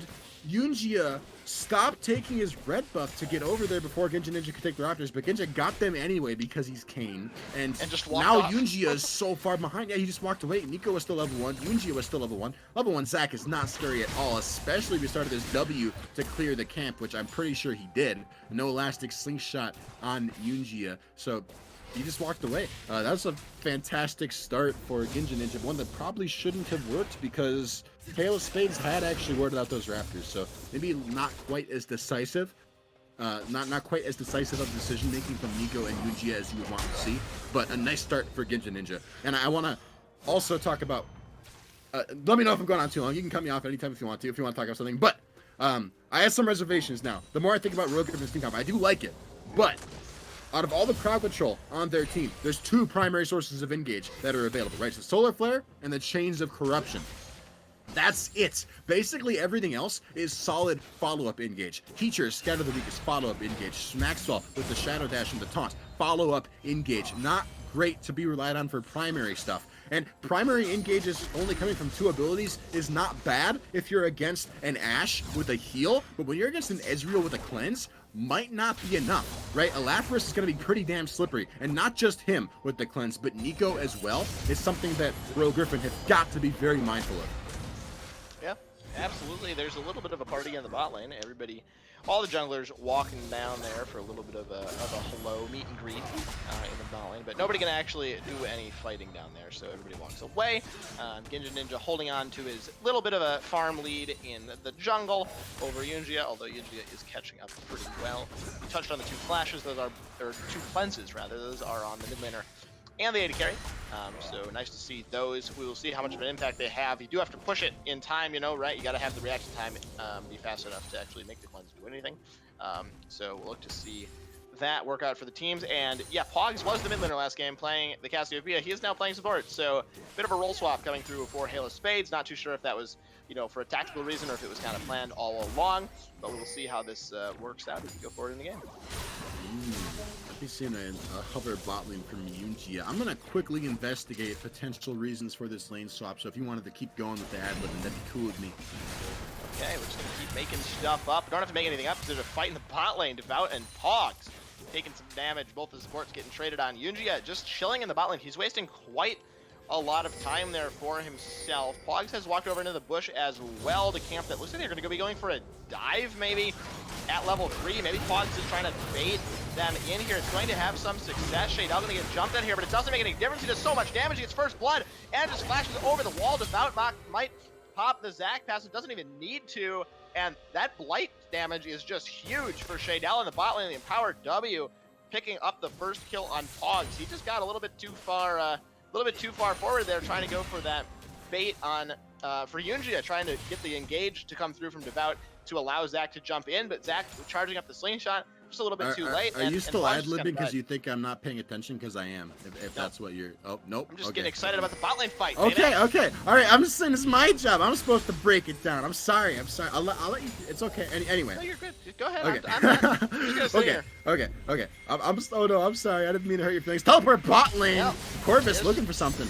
Yeah, sorry. Once again, Ben, it's just going to be my show tonight. Shaydell going down. Devout has to flash away. That wasn't really a fight. It was just kind of a kill. We're going to throw it right back to you. Okay.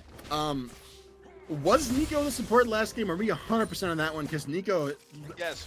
Okay, a little bit curious on that one. Maybe that's might be a thing to do because Nico does have some karma games played, especially in reaching match history, but for the most part, not many supports. I think Pogs is listed as the support in the roster, so the real lane swap was last game, so they're trying to pull some fancy moves, and maybe now they were switching back because the karma didn't work out that well. So, regardless, early game lead, boss side going over to Rogue Griffin, quickly traded back after a teleport from Corvus, and it looks like Teacher and Smaxwell not really willing or able to invest in teleporting or fighting over that dragon on their own. They're not going to match Corvus. They're going to let Hail of Spades walk in, sort of take first dragon, but I think that this is still a net positive for Royal Griffin. We talked about how important it was for Royal Griffin to make sure that Alaphorus did not get ahead. For Shaydell to have a lead bot lane could be everything in this game, because if Alaphorus gets behind, then Halo Spades are not going to have any sort of way to deal with the tanks and the front line that Royal Griffin are going to bring to a fight. And Shaydell did get the kill that went over to Royal Griffin, so he has already got a straight jerk, which he would not otherwise have, which means Alaphorus and Pogs are going to have a much worse time than they would otherwise have. Sets up a lot of potential for Royal Griffin to look for all-ins in the next couple minutes, especially since Solar Flare and Chains of Corruption are about to come online. Yeah, First Blood was so key there for Shaydell. Getting that kill on that gank could have turned the lane very strongly in their opposition, but they did pick up that one kill. We're going to see a fight in the jungle. Teleport is being channeled. I believe that's Teacher coming in on the Syndra. Yunji going to flash over the wall, try to get himself out. Is going to get out on that blast cone. Alaphorus a little bit risky here, trying to kill that one ward. He is going to get it though, and back away. No ultimates available for the bot lane. So Yunji barely escapes with his life, but does have to pay the flash. And be mindful of right now, Smaxwell he just needs to teleport top lane, so technically no teleports up for anybody in this game right now. But that means that global pressure is still in favor of Royal Griffin because Smaxwell has got that Stand United available, as Nico might get solo kill mid lane here. Flash away, the corrupting pot is ticking, but a flash forward from Heacher to make sure, and a solo kill going in favor of Syndra. She is strong on the meta for a reason. She does a lot of damage. The cleanse, not expended by Nico, didn't really have a chance to use that one. Finds himself falling, he's going down. Yeah, that's sort of the unfortunate thing about being forced to take cleanse. There is a lot of cocktail from Royal Griffin. I don't hate the cleanse on Nico, but not having a combat summoner, not having barrier versus Syndra means Heacher has so much kill pressure, right? Orianna is strong in the meta, but for slightly different reasons than Syndra is. Syndra is definitely scarier as far as, I'm gonna one-shot you if I hit my stun, and you are going to die early on because I drop my unleashed power on you, and you have got, there's no counterplay.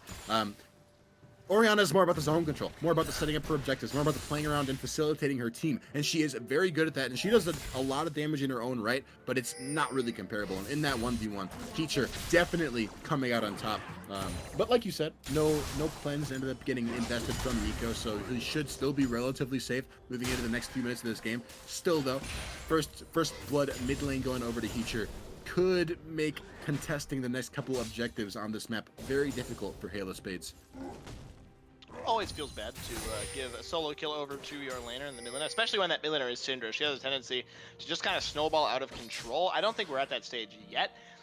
Orianna is just a little bit more team fight focused with that big shockwave coming through. Well, Heacher, on that Syndra, the ultimate is single target, right? So a little bit less of a team fight monster. She is obviously very strong still with the Scatter of the Weeks coming through and a lot of AoE damage, but not that same like shockwave potential in the middle of those fights. So I think Nico will still do fine in the mid lane, just gonna have to dodge out a few more of those stuns to keep himself safe, as Yunjia is now hovering in the bot side.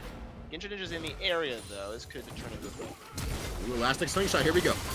There we go, straight away into the fight. A nice stretching strike to come down, but there is the Stand United on Shadell's back. He is keeping himself safe. Change of Crescent has gone out as well. Devout going very low. Alafris has picked up that one kill. Genji Ninja doing very well in the mid lane. Heacher got soloed out, but will stay in the bot. The fight in the mid's already over. Genji Ninja going very low as well. The piercing arrow is not going to be enough. Alafris, when's the Arcane Shift available? Will he be able to get the kill onto Shadell? Doesn't look like it. There's a flash. Oh, but he misses the Q. Auto attack landed, but not quite enough. There's the Q coming through onto Alafris. Where's the rain of arrows? There it is. Hail of arrows, I should say. But Yunji is here as well. Elastic Slingshot. Will he go for the dive? No, he will not. This is just wild stuff in the bot lane, Baymax. Wild stuff, but at the end of the day, that was, I think, a 2-for-1 across map in favor of Halo Spades. Nico picking up a solo kill mid lane on Heacher, and guess what? 2 kills bot lane. I think a 3-for-1 actually. 2 kills bot lane going over to Alafris. We talked about it. This is the guy that Halo Spades need to keep online, need to keep on or ahead of power curve, and oh boy, he just picked up 2 kills. He's got near perfect CS.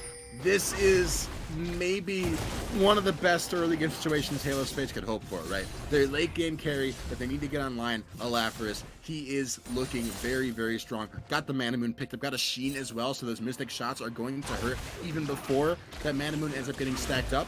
And Royal Griffin, we thought they might be able to contest Dragon because they had their mid lane pressure, because they had bot lane Shadell and Devout with level 6. But not only did Shadell and Devout get ganked and die, but mid lane, Nico just came back and 1v1 Teacher as well. That is so important. That means that mid lane, the entire dynamic across the bot half of the map has totally swung back in favor of Halo Spades. Edge of Night now completed for Shadell, so a little bit more safety from those Mystic shots, but excuse me, the throat fallen apart, and didn't work out for him in the bot lane. He has the Edge of Night, maybe going to keep himself safe, but it's only going to block one ability, right? And so if that gets taken out by anything, he's still susceptible to the dredge line, and that could be a real problem. But a little bit of safety. They're just losing this lane now. There's not a whole lot you can do to come back from a double buff Ezreal with a Mana Moon and a Sheen, at least this early on in the game. Yeah, definitely a strong start for Halo Spades, and they're going to go ahead and cement that strong start by taking the second dragon away from Royal Griffin as well. Vision control, pink ward, going to mean that Royal Griffin can see the dragon being taken, but just because you can see it doesn't mean that you can do anything about it. Second dragon of the game going over to Halo Spades, and suddenly making it seem like that first dragon might end up mattering a lot if Halo Spades can threaten an Ocean Soul. Absolutely. Nico taking some damage in the mid lane. No stun going to come through from Heacher, however, so not a whole lot to be done in that one. Also looking for the upgrade on Genji Ninja. Didn't have it in the bot lane fight, and that was, one of the things that may have led to them losing that one, the Royal Griffin Majesty. It's just not that strong of a champion before he gets that upgrade. We're going to see a fight in the mid lane, ball delivery coming in onto Heacher. Can he get his ultimate off onto Nico? There's the Q and the ultimate. Yes, it will come across. Down to half HP, though. A nice flash away from Genji Ninja to keep himself safe. Yunjia going to actually go for the re-engage. True Shot Barrage comes across. Not going to get anything done there as Heacher just finds himself in the death chamber once again. Yeah, Genji Ninja is just baiting Heacher so he can get some more of those darkened scythe stacks. He's like, I want to get Rost, I want to transform. If you die for it, that is a noble cause to die for, my friends. I'll miss you dearly, but it's a noble sacrifice. So hopefully Genji is gonna have Rost fairly soon, like you were talking about. I really do think that Royal Griffin scale better, but it's so dependent on Genji Ninja for the scaling to be on Rost, and now he's looking for Corvus in the top side. I don't think that they can get a kill here. Corvus is very tanky on this Maokai, and he's got the Nature's Grasp to get him out of trouble, but again, even more passive stacks for Genji Ninja to try to get his hands on that Rost upgrade. I would think he should be pretty close at this point. I'm not too familiar with how Kayn works, but he's been hitting a lot of melee champions in this game, and he's been getting a lot of dust. So I would expect him to be Rost, certainly before the next dragon fight. But again, don't know too much about that. That is a huge upgrade, though, of course. Rost is way stronger than just the base Kayn. There's knockups and just a lot more healing for himself. Has gone the warrior, so looking to do some damage in this game, as we all know that Rosts can do. Somehow seems to be able to 1v1 you in a way almost better than the Shadow Assassin can sometimes. He just keeps himself alive and just kind of doesn't die. So once that gets online, I think the team fight for Royal Griffin will get a lot stronger, as double buffs are gone from Alafris, but still the bot lane's kind of been extinguished a little bit compared to last game. The Ezreal with the cleanse kind of just keeps the RG on bot lane from being able to ever go in, because they can just counter engage and just flip the script on him. All right, I'm looking up the average Rost transformation time. I don't know how to look that up. You know, I was gonna try to look that up.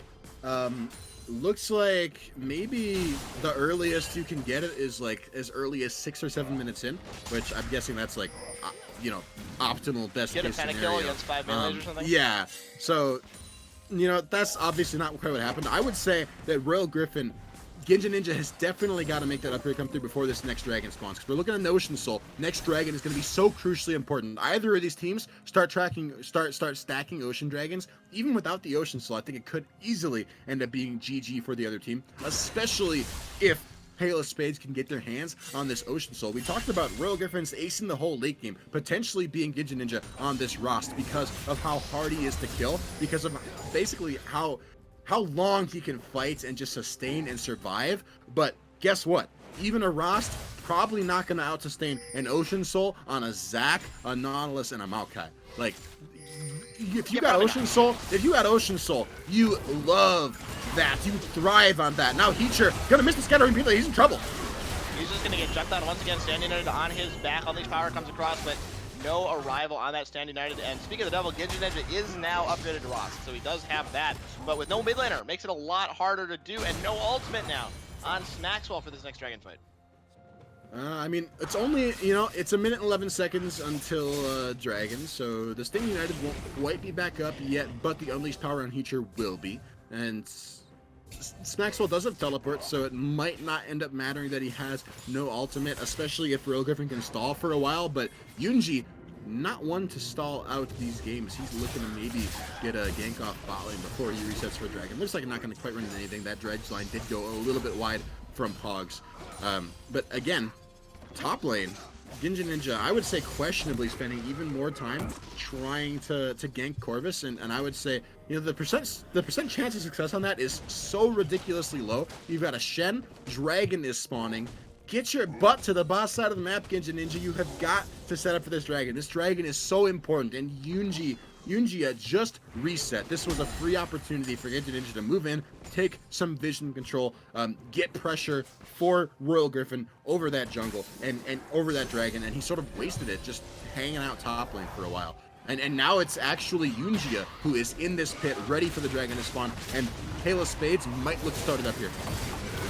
Into the pit though, straight away teleport. This might have been a mistake. There's the chain of corruption coming across. Almost fast has come down. Solar Flare as well. He's just keep himself alive though, still half HP as the Cinder is just gonna fall straight away. Teacher has gone down. He's gonna be followed by Maxwell. The Shen has died as well. Teleported straight to his doom. Corvus is still chasing forward on against him to end Devout going pretty low on this one. He is gonna be maybe able to escape, but his team's not able to get anything else done. Yunji has picked up the dragon. Corvus still half HP. He may go down at the end of this one, but I wouldn't place your bets on that, folks. He is a very tanky tree. He's going to escape. This is going to be a tower dive we're going to see coming through as well. Ball delivery under the tower. He still has to pass as well, Yunji. So this cannot really go wrong for the Halo Spades. They are going to be engaging on this one. Alafra's able to keep himself safe. Zach has gone into pass, but he's going to be just fine. A great juggling of tower aggro as everyone is going to escape. They pick up the third dragon and they pick up the delayed age.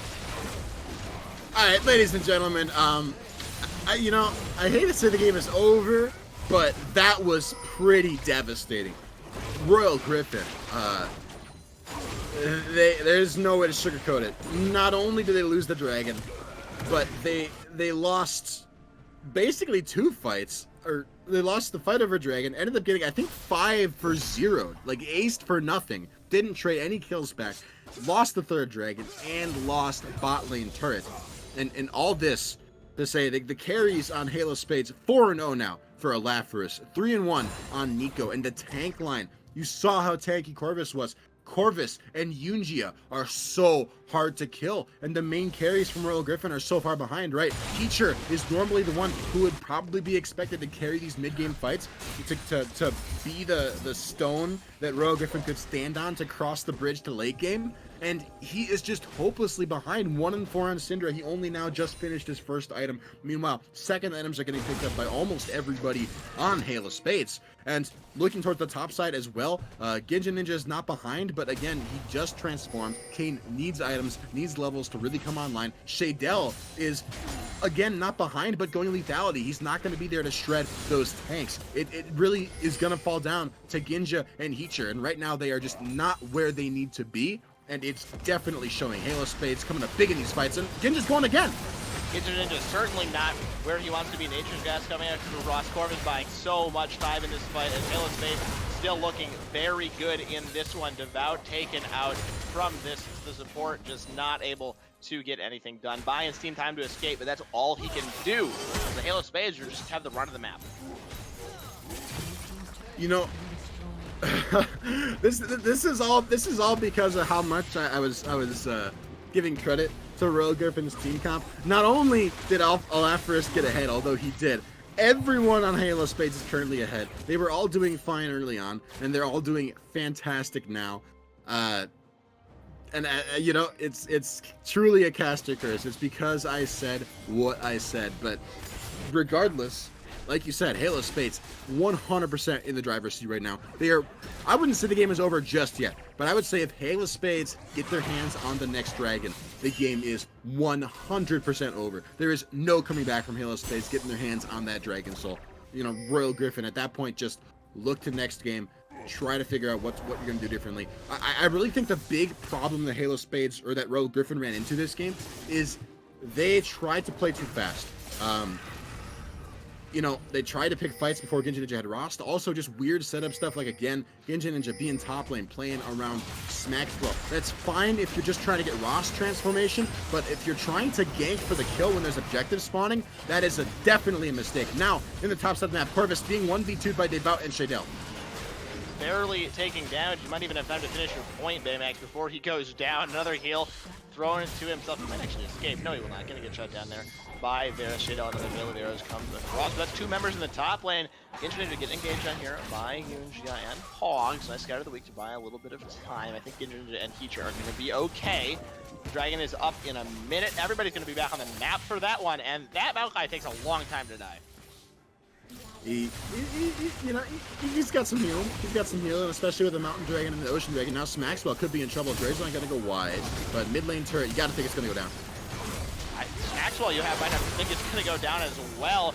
True Shot Barrage is going to be picking up that kill. Alaphorus now unstoppable. 5-0-3. Looks like a completely different champion this game than he did last game on the Ashe, doing very, very well for himself. This has really fun. 5-0.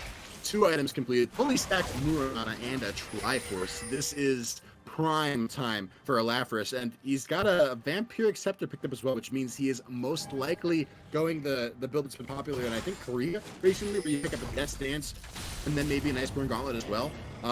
Super tanky, right? A lot of armor, a lot of resistances, and also the healing that comes through. When you combine Death's Dance with Conqueror is just absolutely ludicrous. Alaphorus will be so hard to kill. Let's see the fight. Nature's Grass going to be coming down. They might not even need it. Halo Spades doing so well in this one. Corvus picking up the kill onto Genjin Ninja. This is just becoming a whitewash across the fight. Alaphorus 1v1ing Shadell across the map. A double kill for the Ezreal. It's an ace. 5-0. The stall is going over, and you said it, Baymax. This game is over. Yeah, this was maybe the last chance Royal Griffin had. Really, I would say the last Dragon fight. It was probably the last real chance that Royal Griffin had. Once that Dragon went over, once Royal Griffin got aced in the fashion they did, you know, it's pretty rough at that point. It is very rough at that point. Not only did Royal Griffin get aced this time and give up the Dragon Soul, the Baron is going over as well. And it's entirely possible Halo Spades are going to be able to end the game off of the next Baron push. They've certainly got the front line to siege these turrets. They've got the back line siege and harass to keep Royal Griffin at bay, to poke them down, to pressure them off the waves so they cannot wave clear. Alaphorus is so far ahead. Nigo's shotguns have been on point. The ball delivery from Yunjia is so strong. And Pogs has been doing very well as well, hitting a lot of these dredge lines. Halo Spades, they're hitting their stride. They look like a very different team from last game, honestly. Yeah, it kind of looks like the teams have just switched from the last game, and they switched sides, and they also switched identities. Apparently, the red side's just broken in this series. They just win every game. But a 9,000 gold lead now. Ocean Soul, Baron buff. You know, it's always nice to play both sides of the coin in these games, but I don't think you can even write a script where the Halo Spades really win a fight outside of getting an Elder Dragon. Well, you know, we do see a Black Cleaver come through here for Ginja Ninja, so that is going to be helpful. Finally got second item picked up. That is a very big item break point for Rost. Will it be enough? Is it too little too late? Probably it's too little too late, but like you said, Elder Dragon Steel combined with some big item break points could change the tune of the game, but to be honest, even an Elder Dragon Steel into somehow a team fight win for Royal Griffin. I mean, I wouldn't even say a team fight win. For Elder Dragon to be impactful, you have got to get people low enough for them to die to the Elder Dragon buff. Look at Halo Spades. They've got Ocean Soul. They've got 3 mega tank lines. Nico is pretty tanky. Got Merc Treads and Banshees and GLP. Alaphorus as well. Got an Aegis picked up close to a Death's Dance. You have got to get these champions low enough for the Elder Dragon to proc, or it's almost useless as a buff. It's still got some burn damage on your abilities, but Ocean Soul is most likely going to be more than enough for Halo Spades to win a fight. Honestly, even if Royal Griffin do manage to steal the Elder Dragon, I don't know. I am super pessimistic about Royal Griffin's odds right now. Yeah, I am too. I also want to point out there's no healing reduction on the side of RGM against a team with Ocean Soul and a bunch of natural healers anyway, which is I don't know if I want to say a surprise, but it's just definitely not optimal. Here, not to flame Royal Griffin Majesty too much, that sounded meaner than it was intended to be, but healing reduction definitely would be important. Oh, the shockwave! Great shockwave coming through. Halo Spades just running the map. RGM dropping like flies in this exchange. 3 members already taken out. The mid lane now are going to go down as well. The inhibitor soon to follow. I would expect this to be the end of the game. The Baron buffed up minions. They can run down this map. They don't even need to recall to heal. They just heal from that soul itself. A bit of a disconnection. Yujia has disconnected apparently, but he's back. He's still in the fight. It's just Maxwell left. He can't do anything. A double kill for Alaphorus. 11, 0, and 4 on this Ezreal. As Halo of Spades really fighting back in this game. They're going to be leveling up the series 1-1 and sending us to a game number 3. Halo Spades, 4 kills to 23. That is almost as stompy as a stomp can get. The crazy thing, excuse me, is how close this game felt early on. Royal Griffin, they were winning. They had a lead early. They had a solo kill mid lane. Shay, Dell, and Dave out were ahead bot. Ginja Ninja was ahead, right? Remember Yunjie with the disappointing start to the game. It was looking good. It was looking so good for Royal Griffin, and it went south so quickly. We talked a lot about problems that happened for Royal Griffin this game. We talked a lot about the jungle. I want to talk about Heacher a little bit because I do feel like one of the big reasons that Royal Griffin's comp really worked for me was, in theory, the Zac should be basically useless because anytime he tries to slingshot in, Heacher should be there with the Scat of the Week, and boom, your slingshot is gone. If I'm being honest, I didn't see that happen successfully. I don't think I ever saw that happen successfully. It definitely didn't happen a lot of times where it really probably should have happened. There were a lot of times where Yunji was allowed to hop in and Nico got that big shockwave off, and Heacher was right there and either just missed the Scat of the Week, missed the timing, or just didn't use it at all, maybe didn't have it up. That kind of stuff, you've got to be so mindful of. It's hard. It really is hard. There's a lot going on. There's a lot to watch out for, but I think that was a big part of why this game ended up going so south. As well as, though, definitely credit to Halo Spades. Their team fighting looks so much better this game. You and I talked about it a little bit off stream between the break. Last game, Royal Griffin, their team fighting was pretty clean. They played off each other very well. They played around their cooldowns and their massive abilities very, very well. This time around, Halo Spades all day long, every day. The team fighting cohesion was there. It was on point. Not a lot of over-aggressing into Maxwell Stand United. I want to point that out too. That's something that kind of goes overlooked because when teams play against it well, you just don't see the impact of it. Maxwell didn't get like any good Stand Uniteds off, and that's not because there weren't opportunities, or that's not because there were opportunities, but he didn't pounce on them. That was because there weren't really opportunities. Halo Spades didn't let those chances go over. They played smart and reserved when Maxwell had that up, and they didn't overcommit to fights. And overall, Halo Spades looked like a almost an entirely different team from last time around. Sorry for going on so long, but I got a lot of credit to give Halo Spades.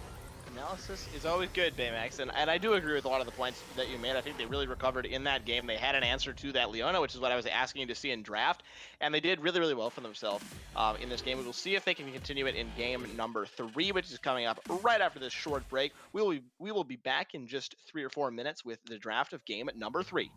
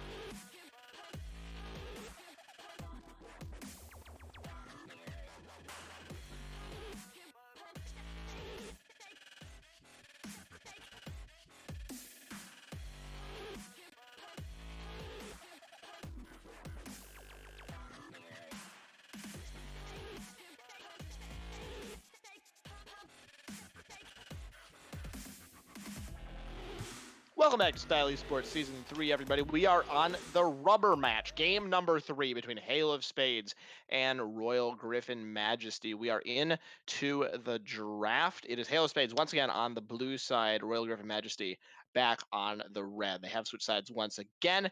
Game number 3, bringing you this game live. I am Jarl Carl, and Baymax is my color commentator for the evening. Hey, Carl. We got a Zach respect band coming through here this time around. Royal Griffin Majesty not excited about letting that pick go through again. I think they thought they had the answer in the Syndra mid lane for Heacher, but didn't quite work out the way that Royal Griffin may have wanted it to. Regardless, though, I think this is the first game that Jarvan actually wasn't banned away, although I could be wrong about that one. But for now, Hail of Spades, they say, you know what, you ban away our Zach, that's totally fine with us. We are going to just first pick Jarvan. Immediately answered with a Morgana for Royal Griffin. You could also see the Varus end up getting locked in the bot lane for Shadell. Leona going to be the support, picking a Poppy coming through. That will stop the Jarvan. The Morgana was on the chopping block in the ban list, Baymax. I'm not too sure what you were referring to about that one. Wait, Banned what did away. I say? Hold on a second. I'm pretty sure you said Morgana got picked, but she got banned. Who I knows? don't think so. We're moving on. Maybe I'm just unable to hear anything. But Poppy in the top lane, that will stop what the Jarvan wants to do. That may stop the ball delivery. Might stop Nautilus too. So I think the Poppy is a very strong pocket pick for a lot of people. She has a wild amount of damage in lane if you do get stunned up in the wall. So you do have to be careful landing against this champion. And if she gets ahead, she just turns into this like terror on the map. And the Ezreal also stolen away for RGM. Ooh, I like that. Not only is it stolen away from Alafris, who had a fantastic game on it last time around, but it means that Shadell will be on an AD carry who has a reliable way to get out of the Cataclysm and get out of a Shockwave, right? Hail of Spades are going to have a lot more difficult of a time locking Shadell down this game than they did last game. Last time around, the Shockwave and the Zac Shockwave combo ended up being huge in making sure that the carries from Royal Griffin were not allowed to fight, basically. This time could be different. We've only seen Leona and Poppy locked in. I think that is intentional. I think Royal Griffin are saying, all right, we're going to wait to see what kind of champions you pick, what kind of dive you have, and we will pick accordingly. We will have responses ready for that. Bans being traded back. 80 carries banned against Hail of Spades. Mid laners banned against Royal Griffin Majesty. Of course, the picks were a little bit desynced, so the bans do become that way as well. RGM going to have to come up with a mid laner to face the Orianna in the mid lane. The Syndra didn't work out last game. Doesn't matter, that got banned away. You've got to come up with something new. Looks like they're going to save that pick for last, as the Hecarim has been locked in the jungle. 80 carries now being picked up by Hail of Spades. The Misfortune, a pretty strong pick, although somewhat immobile. Again, against Leona, we don't want a repeat of that first game. Well, she might have that Cleanse Summoner spell again. Ezreal also not quite as punishing as the Varus. Yeah, Leona Ezreal is slightly less likely to one-shot you than Varus Leona is, but still some one-shot potential in the Ezreal. As we saw last time around, I was doing a lot of railing against the amount of damage an Ezreal can put out, but oh boy, did Alafris prove me wrong. He was just doing a ridiculous amount of work.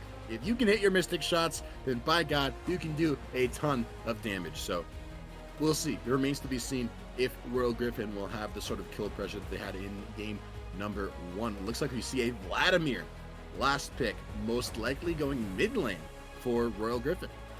Going to be up against that Orianna, and the Swain pick has come through for Hail of Spades. Was not banned out in this game. That was up on the table. It's going to be the Swain top.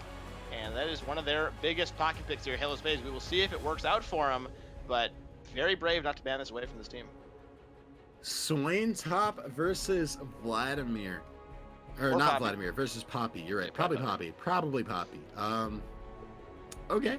I can see that going pretty well for Corvus. Like you mentioned, it is actually one of Corvus's pocket picks. We keep talking about the Leona for Devout. Well, the flip side of that, the Hail of Spades version of Devout's Leona is the Swain for Corvus. It's something that he likes to pull out a lot. It's sort of his pocket pick, what he's got the most games on, what he's got a high degree of comfort on. So seeing him pull that out definitely could be interesting. I'm not going to lie. The Wombo combo from Hail of Spades is terrifying, right? Jarvan Orianna, bullet time from Misfortune, from Alafris, excuse me. Bullet time from Alafris. Cataclysm Shockwave, and then you have the Depth Charge from Nautilus. I am a little concerned for Halo Spades because Royal Griffin's carries this time are a lot harder to lock down, right? You got Shaydell on the Ezreal, and you got Smaxwell on Vladimir. Vladimir not very mobile, but he does have his pool to keep him out of trouble. And Shaydell is mobile on Ezreal. Plus, most of the Flavor of the Month builds on Ezreal are very tanky. People are opting to build things such as an Iceborne Gauntlet or a Death's Dance, things that help you stay alive and help you heal and sustain yourself through a lot of the poke, a lot of the engage that might come through. Ezreal's a champion is very strong right now. So, we'll see. I don't know if the Wombo from Halo Spades is going to mean all that much. I thought the Wombo from Royal Griffin was insane last game, but again, didn't end up meaning all that much just because of how darn slippery Shaydell was. We could see a repeat of last game, but this time, Royal Griffin is the one that wins because they have the Fed Ezreal. We'll see. They're also on red side, which recent history has told is a very good side to be on. So that may also have some sort of an impact in this game. But you were talking about the Wombo combo coming through for Halo Spades. If you get stuck on the Cataclysm and you can't get out, you are in for a world of hurt, as every other champion in the game can mess you up, essentially. You're going to get Shockwave, you're going to get Bullet Timed, you're going to get ultimated by Swain, you might get Depth Charge by Nautilus. Like, you're going to have all kinds of problems if you're in that Cataclysm. On the other hand, you might be able to get out of it. Hecarim Ultimate, Vladimir can cool to avoid the damage, just Arcane Shift out. And even like Poppy and Leona being stuck in there, you don't really want to be burning key ultimates on that, right? Poppy's the top lane tank, going to be doing a lot of work up there for Smaxwell, and you don't really want to be burning stuff on her. Yeah, plus if you stick Smaxwell in that cage, she'll just be like, oh, thank you for giving me a free terrain to heroically charge you into. True. I'll take that. So, Cannot miss. I kind of like Royal Griffin's team comp again. Maybe they don't want to hear me say that because I said I liked it last time around and it totally blew up in their face. But I've learned. I've learned from last game, and I like Royal Griffin's team comp. That being said, though, definitely a lot that can be done from what Halo Spades have. And we talked a lot about some of the engage options the Halo Spades have. We talked about the Cataclysm, talked about the Shockwave. One thing we didn't talk about so far is the Depth Charge from Pogs' Nautilus. That is something that cannot be dodged by an Arcane Shift. So if you've got Pogs there to lock down Shaydell, hit him with a Depth Charge, then whether he's got Cleanse or whether he's got Flash or whether he's got Arcane Shift, that might not end up mattering nearly as much. Last time around, Royal Griffin didn't have anything like a Depth Charge, didn't have any targeted crowd control that could not be dodged by a blink. It was Solar Flare and it was Chains of Corruption. This time around, different story. There are more tools in the kit of Hail of Spades. They've got more to deal with in Ezreal. That Depth Charge, of course, will just follow you straight through the Arcane Shift and is not stopped by Cleanse, of course. So that is a significantly more potent crowd control ability than anything they had in the last game. Essentially, one of the stronger ultimates in the game that is commonly played right now. I want to mention also the Poppy that W going to do a lot of work against the Jarvan engage and the Nautilus engage if they can time it right. If you can stop the Jarvan EQ, he kind of just is like left out to dry. He doesn't really know what to do with himself, right? He's just stuck there. He's not even on his flag. Maybe he's not in range to Cataclysm anymore. So that could be a huge ultimate or a huge ability to watch out for in the game. In this game, if Nautilus hooks somebody, if you can keep him from going all the way to that champion to be able to auto, maybe deny that.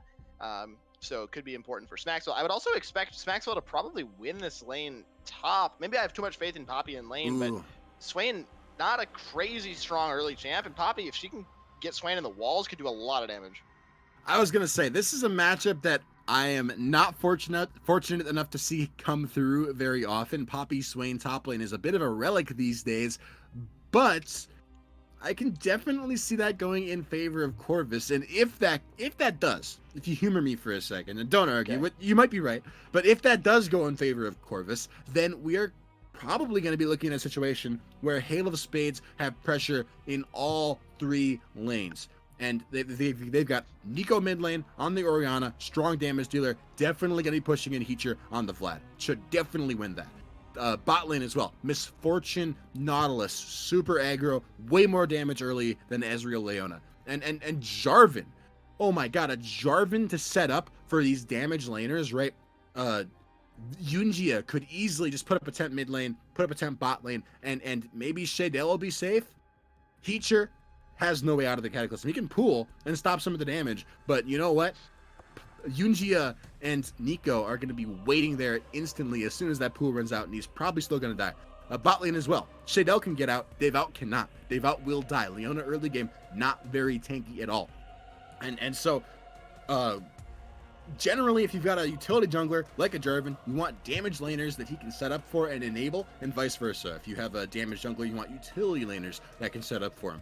And so I feel like Halo Spades have drafted an incredibly strong early to mid game, even if Royal Griffin scale harder, which I definitely think they do. And I already said I liked Royal Griffin's team comp for fighting late game, fighting mid game, for finding those team fight wins. But they've got to get to that point. They've got to survive long enough. And I don't know if they're going to be able to do it because Halo Spades looked so clean last game, and they are on very, very aggressive picks. Yeah, I agree. I think the top lane matchup is really it's very questionable as to who this is going to favor. I think it will depend on the jungle attention and just which of these champions, which of these players is more adept at their champion. Corvus very very familiar with Swain, right? One of his main picks, his most played pick in solo queue, I do believe. So I would expect him to not just get run over by the Poppy. That's not something that One Tricks typically do.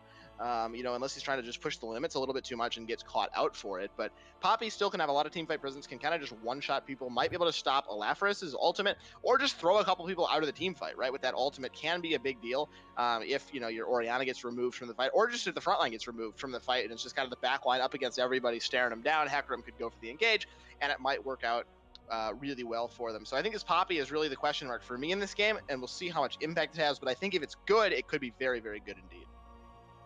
Yeah, we'll see. We got about 20 seconds left on the spectator delay, which means it's about time for us to head to another quick break. You guys know the drill. We love you all.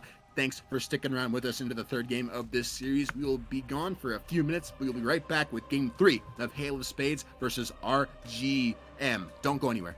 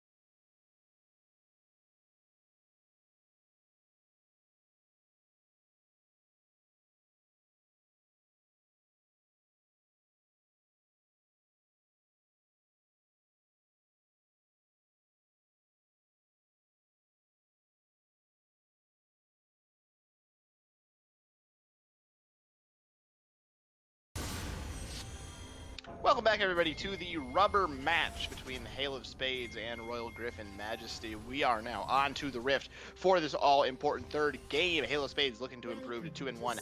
RGM looking to improve to 1-3 and pick up their first series win here in Style Esports Season 3 as we draw towards the end of the season. I'm Garl Carl alongside Baymax. We got a 5-point going on for both teams.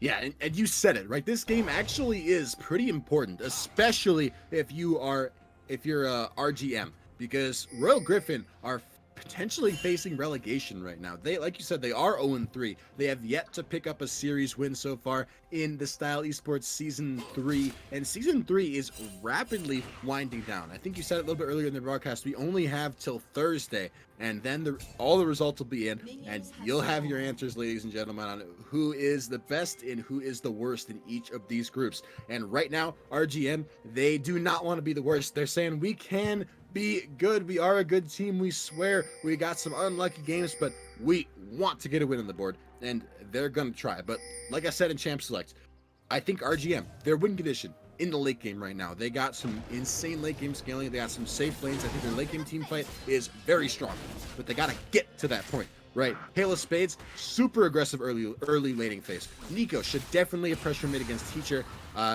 Definitely got strong team fighting around an Orianna and a Nautilus early on. Misfortune as well. Top side of the map, Corvus on his signature Swain pick. I definitely expect big things from him this game on that pick. Otherwise, you know, clearly Halo Spades expect big things as well, because otherwise they wouldn't run it. Because, not gonna lie, Swain, not the best champion right now, but in the hands of a one trick could definitely be good. Dredgeline bot lane shit, I'll gotta take a little bit of damage there, but it's the level 1, so not too much happening. I thought maybe we were seeing a level 2 get exploited, but not quite. Nah, they're still level 1. They're still just chilling down there. Only one ability. Level 2 is going to come through first for the Halo Spades bot lane, despite all the efforts of the RGM bot lane. And they need to back away, almost straight away from this. Only one more minion. Shadell could be too far forward, actually. Level 2 spike coming through. They're not going to push it. Actually, they are. Prog's going to go in onto Devout. This should blow a summoner, I would expect, from this play. Maybe I'm a little too overeager for that one. I am. No summoners going to be blown. A few mystic shots going to be traded back there by Shadell as they look to get level 2 for themselves. No summoner burned, but Jarl Karl, that is definitely bot lane priority secured for Pogs and Alaphorus. They are going to have control. That was a very strong trade, putting Alaphorus and Pogs in a very positive position moving into the next few minutes of this game. But you can already see Yunji taking advantage of that, moving to get aggressive into Ginja Ninja's jungle. He is on a ward, so Ginja Ninja might look to collapse on it here. But again, lane pressure bot lane means that Yunjia getting out of there, getting out of dodge before the worst happens. Do want to escape before the other team shows up in too much force in the jungle when you're going for those counter jungle plays. Although Pogs is around this blue buff. We might be seeing a blue buff play. This could be a 3v3. The midlaners are not going to be here. Flying Drag from Yunji. Teleport straight away from Maxwell in the top lane. Not going to be stopped. This fight could go very badly. Teleport coming through as well. First blood going to go in favor of Maxwell on the Poppy as Swain has now arrived. Corvus is on the scene. A double route to pull forward onto Shadell. Shadell going to be keeping himself safe, though still has heal if he needs it. Pogs trying to get himself out of this situation. Looks like he's going to be able to. Heater very low, actually throws himself a heal from that Q that was stacked up, but the pullback not going to be successful as that Sanguine Pool did come through from Heater, keeping himself alive. But in the end, Teleport coming in for Maxwell, coming up huge, picks the kill on the jungler, double buster himself. All right, is it too early to call a repeat of last game here? Oh, Nether grasp onto Heater. He's gonzo. A kill traded back after a flash from Corvus. That's something, right? A kill traded back, but I was gonna say, is it too early to call a repeat of last game where the scaling team gets kills early, gets ahead early? It might be too early because Yunji looking to trade back a kill onto Ginja right now. Going on to Ginja Ninja. Teleport in the back of this fight. Heater's going to be arriving on the scene, but there's not a whole lot for him to do. His jungler is already dead. Nico and Yunji are just going to be escaping from this play, and it was a nice kill traded back as well. Corvus with the never move for himself, and a nice, response there by Halo Spades, not backing down after the lost first blood, picking up 2 kills for themselves. Yeah, and crucially, the kill that went over to Royal Griffin is onto Maxwell, who is probably not going to do that much with it, right? Like, but killing Poppy is fine. Poppy can snowball, but when you got a Vladimir, when you got an Ezreal, it's ideal to get the kills onto those scaling members, because Maxwell and Ginja Ninja, especially Maxwell, his damage definitely going to fall off. You need to get some kills, you need to get some gold onto the carries if you're RGM, or you're never going to scale. Now, Dredgeline bot lane onto Shadell means that, again, bot lane pressure still firmly in the hands of Alaphorus and Nico, in case you forgot. Dragon spawned on the map. A little bit surprising to me to see Yunji sort of chilling around the top side of the map. Both junglers actually not putting a ton of emphasis on getting that dragon rolling early on. Maybe Halo Spades looking to wait until they've got those ultimates available, the Cataclysm, the Depth Charge, the Shockwave, right? Maybe that's a smarter play. think it's important to note how far behind Shadell really is in this lane. Only has 15 CS up against the almost 40 of Alafris down there in the bot lane. He's down almost 450 gold, and he had to buy boots and a refillable potion. He is so far from his tier right now. He is so far from those items that make Ezreal really strong. His scaling has been delayed by a solid 4 or 5 minutes, I would say, at this point. He is not going to get the tier for so long. He's not going to have any damage for even longer. And this Ezreal is just really, really sad at this point. Down 2 levels on the AD carry, down 1 level on the support. It's a very sad day to be a Royal Griffin Majesty bot lane right now. Which is a marked difference from last game, right? Last game, it was Alafris on the Ezreal, and he was actually keeping up with CS. He wasn't ahead, but he was about even with Shadell on CS until about the 10 or 11 minute mark when he picked up those 2 kills, and then the game snowballed from there. But he wasn't really effectively punished early. He wasn't kept down early. He was on power curve. I think he got tiered off his first back. You know, so Shadell in a noticeably worse situation than the Hail of Spades AD carry was last time around. Yeah, for sure. And he just doesn't have the gold even yet to go back and recall. I think this dragon almost certainly will go over to the Hail of Spades in this game. Shadell might get shoved off of his tower here. The BF sword to nothing, essentially, here for Alafris. You know, double ups could do a lot of damage. Yeah, that's a lot onto Devout. The dragon's been started up, and this is going to be an uncontested first dragon going in favor of the Hail of Spades. And level 6 on Nico, I think, is part of what gave Yunji the confidence to go for this play. And like, hey, if Genji Ninja wants to contest this, if Devout wants to contest this, we're going to win. We got level 6. You don't need the Cataclysm for the ball delivery. It's nice, but the flag and drag is good enough. It'll definitely get the job done. So, nice little dragon picked up there by Hail of Spades, and the team that is reliant on getting a lead early has definitely got a little bit of lead early, and they're looking to maybe push for more. I would definitely be surprised if Hail of Spades just allowed Royal Griffin to push for that Herald and take it off their hands, right? I think Royal Griffin or Hail of Spades definitely gonna look to keep their momentum rolling, use their mid lane pressure, use their jungle pressure to try to contest this Herald. Certainly are keeping the momentum in the bot lane. Shadell takes about 40% of his health from one double up, and if they see Hecarim in the top lane, they can even keep the pressure up a little bit more and go for these plates. They're under basically no threat now in the bot lane. Ezreal has so little damage that he just can't get a whole lot done. I want to see them keep the pressure up in this bot lane Corvus in trouble strongly, but Corvus could be in all sorts of trouble here in the top lane. Demonic Ascension has been popped for a little bit of healing, trying to keep himself alive on Subtle Shadows, going to fear him back, as well as the heroic charge from Poppy, and Genji Ninja going to be picking up 1 kill back for his team. A nice freeze there from Smaxwell is what basically forced Corvus to walk up to that wave and get ganked. And that is, you know, the unfortunate thing about that for Royal Griffin is, again, you're ganking your Poppy. Smaxwell not likely to run with the lead. Meanwhile, bot lane Pogs is running away with the lead. Yeah, Shadell in there, just going too far forward, almost taken out immediately. Yunji gonna get traded back. That's a little bit unfortunate. Devout gonna pick up that kill, and the red buff Alafris going in. He might be in a little bit of trouble here. Going to throw in the double up and keep himself alive, picks up the kill, and the red buff. That bullet time went just a little bit not wide enough onto Shadell. Thought it was gonna be a disaster. Turns out they still win the fight 2-for-1, and Randy Carey gets red buff. Yeah, still though, like you said, a 2-for-1, and of course, and also the 1 kill is on Devout. You know, it's not like Shadell is the one that picked up the kill. So definitely a net positive there for Hail of Spades. Mid lane Heater starting to get a little bit stronger, feeling a little bit more aggressive on the Vlad pick. You know, I want to give credit to Teacher in the mid lane here, because he's not down too far in CS. That is a very oppressive lane against Vladimir. Orianna definitely wins that super hard. And to see Heater down 10 CS, that's honestly, if anything, it's probably a good sign for Royal Griffin Majesty.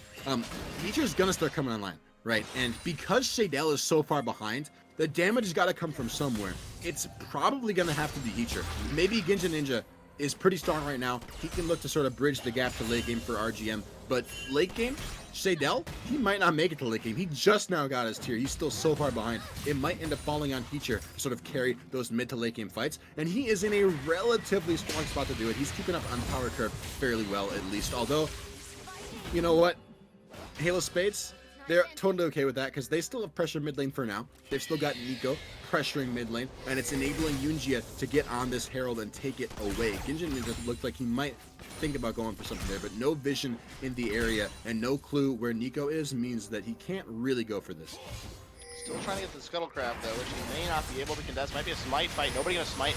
Actually goes in favor of Genshin. Onslaught of Shadows is available. There he is, the double fear coming through from that one. A nice knockup from the ultimate of Maxwell. Genshin gets the first kill. Could be finding himself in trouble here, though. Yeah, he is going to go down to that ultimate of Corvus. Heacher has arrived on the scene as well. Corvus trying to get himself out. A nice flash from Maxwell, trying to go for the insec with the heroic charge, but a nice flash from Corvus as well. Gets himself behind. No charge comes through. In the end, both junglers go down. The funny thing is, I think if Yunjia hadn't actually used his Cataclysm, or had maybe destroyed it a little bit earlier, probably would not have died there. I'll hold the top bot lane. Zen's played onto Althara. Right in the bot lane, Alafris able to get himself away. There's the bullet time. Just gets stunned straight away from Devout. Alafris trying to kite himself out. I think he's okay in this situation. Yes, he is. Hog going to pick up the kill onto Devout in an engage that just didn't quite work for Shaydell. Again, he just has a tier. He doesn't do anything. The double up going to come through. Another kill for the bot lane of the Halo Spades. They are so far ahead, Baymax. That's so many minions dying on a turret. Shaydell lost so much CS for dying there, and Herald dropped as well. This turret is going to go down. That's not only a 50 or anyway 40 CS lead in favor of Alapharis. Not only a 40 CS lead in favor of Alapharis, but Herald dropped. That's first turret and a ton of turret plates. Now Heacher trying to trade it back mid lane. Not going to quite have the damage after flashing onto Nico. By the way, a lot of credit to Nico there for having the discipline to hold his own flash. He just got a big win there in getting Heacher's flash and not trading his own. Yeah, that's a huge deal for him. You know, the flash, especially for the mid laner, you know, that doesn't have mobility. We mentioned he has the pool, but he can't get out of the Cataclysm. He can stay invulnerable in it for a little while, but he can't get out of it. That's a big deal for him in the mid lane, especially in such an oppressive lane against Nico. You know, he's a low a lot of the time. He tries to heal up with the Q, but a lot of times just not enough. A lot of pressure coming out from Nico, so pretty big deficit there for Heacher in the summoner spell department. Speaking of deficits in the bot lane, it just goes from bad to worse for Shaydell. He had to buy boots. He's completed his Ionian boost Lucidity. That, you know, it sounds pretty good. You get more Qs, but you get more Qs that don't do any damage at this point, and that feels so bad if you're an AD carry to go, you know, tier boots on Ezreal. This champion just does 0 damage right now, and he's in danger of getting caught out here once again. I think he's going to be okay because the dragon is going to be the focus target. But right now, Royal Griffin, the only member of their team that's actually relatively strong, I would say, is probably Ginza Ninja. Ginza Ninja, fairly strong, up about 30 CS on Yunjia, which is not nothing. Got a Cinderhulk, got a Sheen, so he's sort of well on his way to finishing that Triforce. But again, he went Cinderhulk. Hecarim's got okay base damage, but not going to be enough to carry the game. Almost certainly not going to be enough to, you know, one-shot the backline, find the kills onto Alapharis, onto Nico. And I find myself asking again, Royal Griffin, where is your damage going to come from? Last time, Halo Spades were in a similar situation, and they answered, it's got to come from our Ezreal. And you know what? It did come from the Ezreal. This time around, Shaydell is on the Ezreal, asking the same question, and the answer is not one that Royal Griffin are probably going to be very happy about. 0 and 2. Like you mentioned, he's only got the tier in the boots. Shaydell is so hopelessly far behind. And mid lane, Heacher is doing okay. He's farming relatively well. He's going to have his proto belt finished soon, but he's not doing stellar. He's still going to be a one-item Vlad, you know, 15 minutes in. That's not that terrifying. He's really going to need 2-3 items and maybe level 11 or even level 16 before he really starts to come online. And frankly, I don't know if Royal Griffin can afford to wait that long. Second dragon picked up for Halo Spades. The Dragon's Soul is going to be in play within the next 10 minutes, and it's going to be an Ocean Soul again, Carl. An Ocean Soul again. Yeah, that's not what you want to see. Speaking of things you don't want to see, Nico, oh, nice stopwatch in the bot lane, get away from a little bit of damage, but the Onslaught of Shadows is still available. Teleport just coming in too late there for Corvus. It's going to get interrupted anyway, so that actually may have saved his life. Yeah, I was going to say, I don't know if he actually wanted to interrupt that Maxwell. I can practically hear Heacher and Ginza Ninja shouting, "No! Don't! Let him teleport!" Unlucky. It was stopped. Nothing you can do about that. And you mentioned 10 minutes to that Dragon Soul. I would be surprised if Shaydell has his Trinity Force and Murmana in 10 minutes. I don't think he will have it. I think he's too far behind. Ginza Ninja in trouble now in the mid lane. He's going very low. Alapharis with the bullet time on again. He's going to be able to pick up that one kill, the flash away, but I think he is going to go down to Ignite. Yes, he does go down to the W of Leona. The shutdown going in her favor. They're not what they do want to see. Yunjia has picked up a kill as well of Vladimir. Pretty low. Can he heal himself out of this one? No mana available on Jarvan or on the Nautilus that much at this point. So the escape does come through, but still 2 for 1 in favor of Halo Spades. Yeah, 2-for-1, and again, who got the kill? It was Devout. Again, if Shadell or Heacher got that kill, maybe that's honestly worth it. But the Leona, you don't need kills on Devout. Your carries have got to get gold. It's almost as if it was a 2-for-0 at this point. And Halo Spades, they are just they're continuing to come online. You see GLP completed now for Nico, picked up for the Oriana. That is a super strong item. We saw him have a lot of success on that last time around. And the top lane as well, Rod of Ages for Corvus. He is going to be pretty strong, scaling well into the next few minutes of this game. Relatively tanky, hard to deal with, which I think is a smart build into a team that, again, lacks so much damage. It's just one more thing for Royal Griffin to have to try to deal with, to try to slice and dice their way through. And they are really, really going to struggle with it. Cinderhawk, almost to a stone plate on Yunjia as well. And Herald, second Herald, spawned on the map, started up instantly by Halo Spades, total vision control in the area. Devout has even rotated up for Royal Griffin, but it doesn't matter. They've got no hope of contesting this at all. This is going over. I would expect the Dragon to go the same way in a minute and a half. And I was mentioning I don't think that Shadell will get there in time with his core items by the time the Dragon Soul comes up. And he has 1,600 gold in his pocket right now, which is exactly enough to complete his Manamune. So he needs the entire price point of either the Trinity Force or the Gauntlet before the next Dragon. So he has like 6 minutes to get 3,000 gold. 2,600 if he's going for the cheaper version, but still, that's 500 gold a minute. That's pretty insane. The creeps will give He's got to get an ace. Yeah. He's got to get an ace. the creeps will give you 300 gold a minute. So he needs to find 200 extra gold a minute every minute for the next 6 minutes, and recall if he wants to get that coming through. He has the longsword as well, which would imply to me he's going Trinity Force, not for the Gauntlet, and that's 3,500 gold. That is not happening in 6 minutes. You'd have to like rob a bank to have that much gold in your pocket in 6 minutes. So what about in? Okay, so maybe not in 6. You're saying, I'm sorry, I didn't even miss it. I thought you were talking about for this Dragon. You're even talking about for next Dragon. Now you're saying in 6 minutes, even for the Dragon Soul, he's not going to have it. No. I think you're right. That is sort of a terrifying thought. Yeah, look at those Qs. He doesn't do any damage.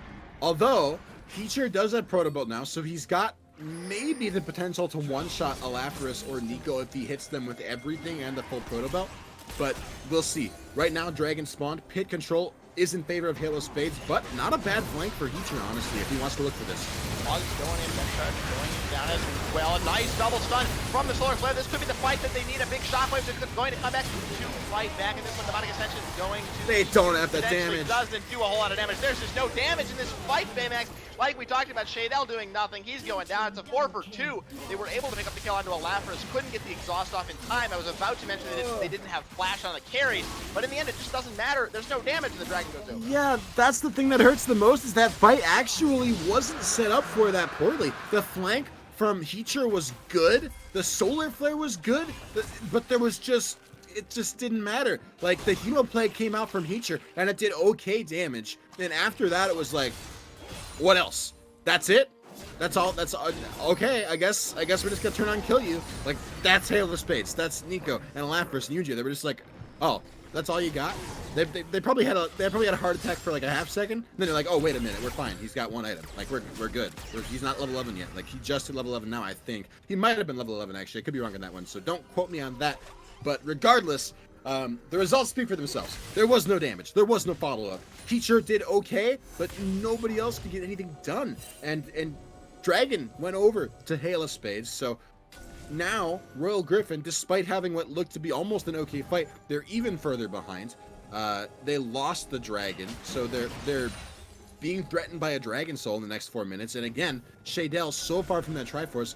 It feels strange to me that the gold gap is only 3K, because I want to tell everybody listening right now, a 3K gold gap is not indicative at all of how far apart these teams actually are if they were to fight right now. Halo Spade is light years ahead of where Royal Griffin Majesty is, just because of the champion kits and because of where the gold is on Royal Griffin. It's on all the members that you don't really need it on. It's on Smaxwell, it's on Devout. Now Corvus might be caught out here. Team is collapsing him. He's healing for a lot with that Demonic Ascension. All the stacks coming through.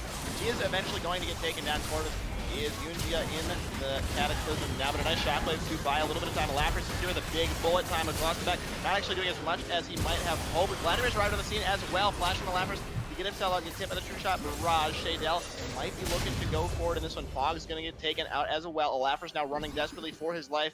Yunjia as well. The strut should be enough to get him out. A nice fight, actually, for RGM as they pick off the Swain and really shut down the team fight. But what do you get now? There's no objectives, Baymax. No objectives, and again, no kills onto Shadell or Heacher. Might settle for a constellation prize of mid lane turret. I do want to quickly point out, of course that would happen right after I talk about how much stronger Halo Spades is. Of course that would happen.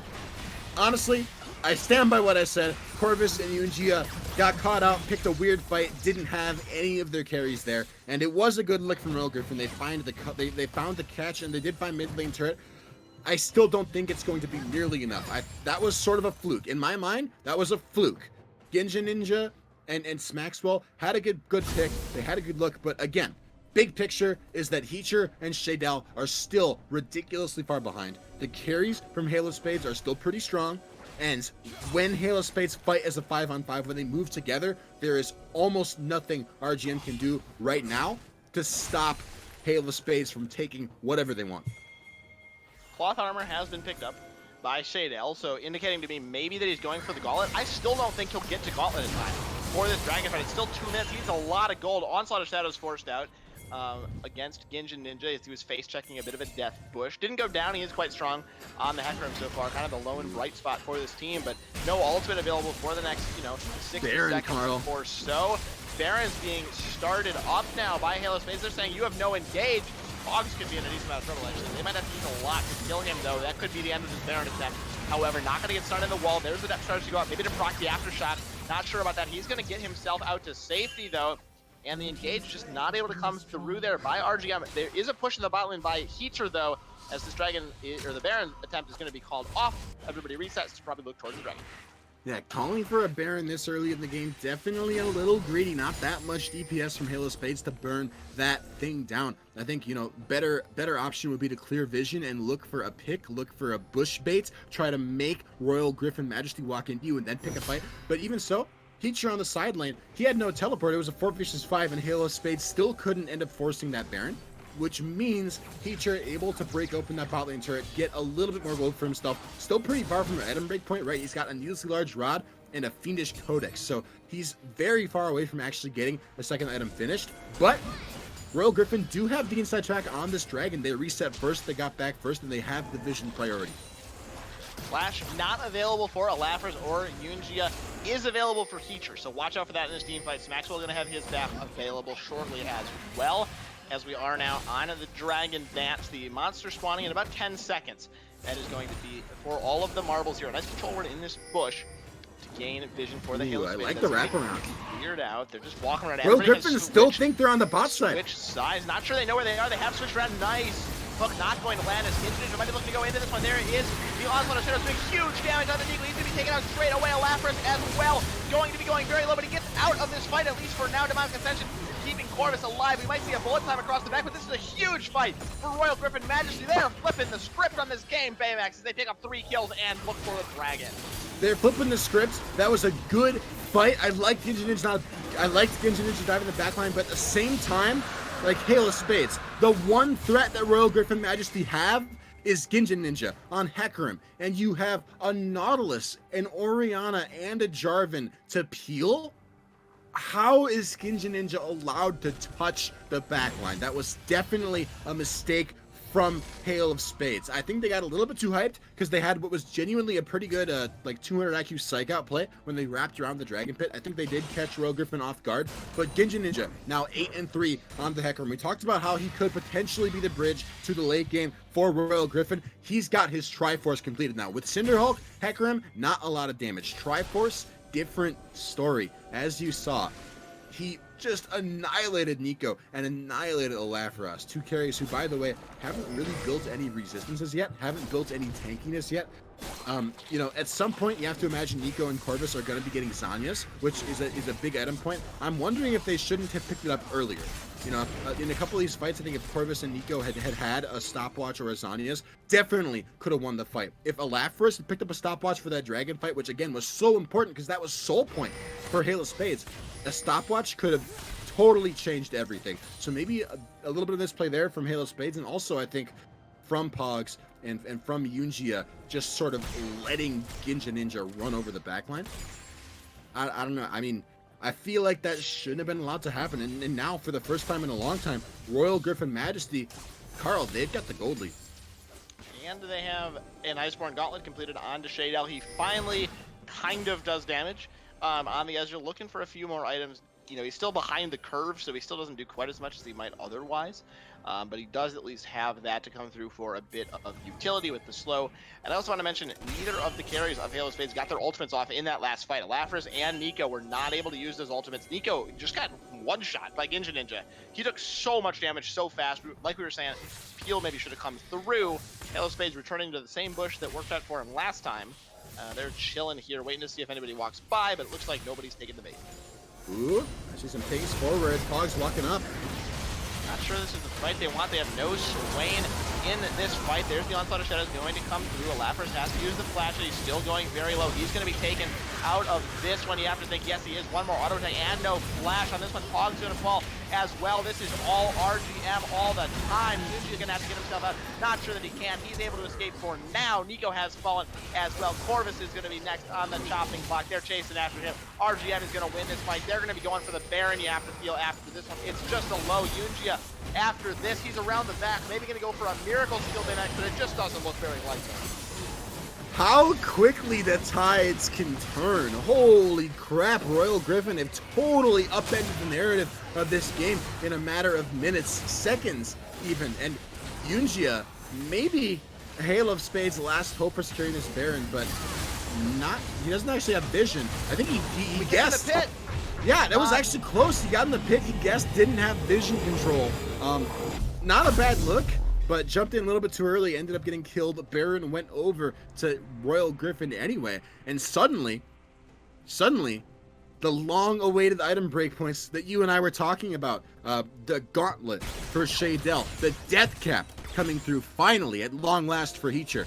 The scaling members of Royal Griffin are starting to come online in a big way. And guess what? Ginja Ninja hasn't fallen off yet. He is still ridiculously hard for Hail of Spades to deal with. But I feel like, I don't know. I think at this point, for all my talking earlier about how Hail of Spades were so far ahead, Royal Griffin are, I think, clear favorites to win at this point. Pogs might be caught out again. He is certainly in a decent amount of trouble, and I stretch line to get himself away, but yeah, Royal Griffin are just wildly far ahead suddenly. 2 teamfight wins, and they find themselves 5,000 gold in the lead with the Baron buff. I think the only real consolation is the 3 Ocean Dragons that might turn into a soul one day. Heacher just solos out Corvus in the top lane. He was a 0-2 Vladimir, by the way, at 28 minutes into the game, but that Rabadon's Death Cap does so much damage. We mentioned no resistances on Corvus. That was very obvious in that fight as he's blown off the map. And now the last 4 remaining members of Hail of Spades, they are resigning themselves to trying to defend this mid lane turret. Flank might end up coming through from Ginja Ninja, but for now, satisfied with taking mid lane inner turret, as well as Teacher pushing top lane unchallenged right now. Gonna take away the top lane inner turret as well. Ginja Ninja Baron buff in the bot lane. Next dragon about to spawn on the map. And Ginja Ninja might be caught out, forced to end up using the Onslaught of Shadows. But still though, only Corvus just coming alive now with dragons spawned on the map. Hail of Spades are going to have a tough time contesting this dragon. They are in the area though. This could come through for a steal. Down to 4,000, down to 2,000, 1,000. He's going in. Red team has picked up the dragon. No steal coming through. RGM pick up their second dragon of the game. Yunjia going down with every steal attempt. They fall even farther behind. That's really their way back into the game though, Baymax. If Hail of Spades can get this Ocean, so I think this game could at least become competitive again.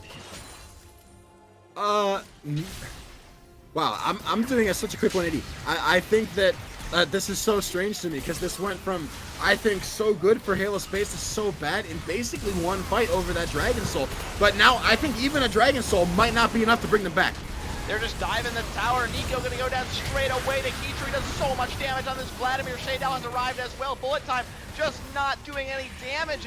We're flipping the script on who doesn't do damage at this point. The mid lane tower going down very low under fire. Another wave of minions has arrived. It's a 5-man strong push in the mid lane. They're going to rotate up to the top as well. Heater's gone up there. This is going to be 2 inhibitors at least, if it is not the game on this push here. Still 5 versus 3, and the Baron buff, which has just run out actually, so tell a lie on that one. Corvus, Ungia, and Alafra is there to defend, and it looks like RGM going to back themselves away. They're happy with the 2 inhibitors. 2 inhibitors seems to be the standard in this series. Take 2, back off, reset, use your gold, and a ram for that last inhibitor. Or wait for a Baron, wait for a Dragon Soul, and rinse and repeat.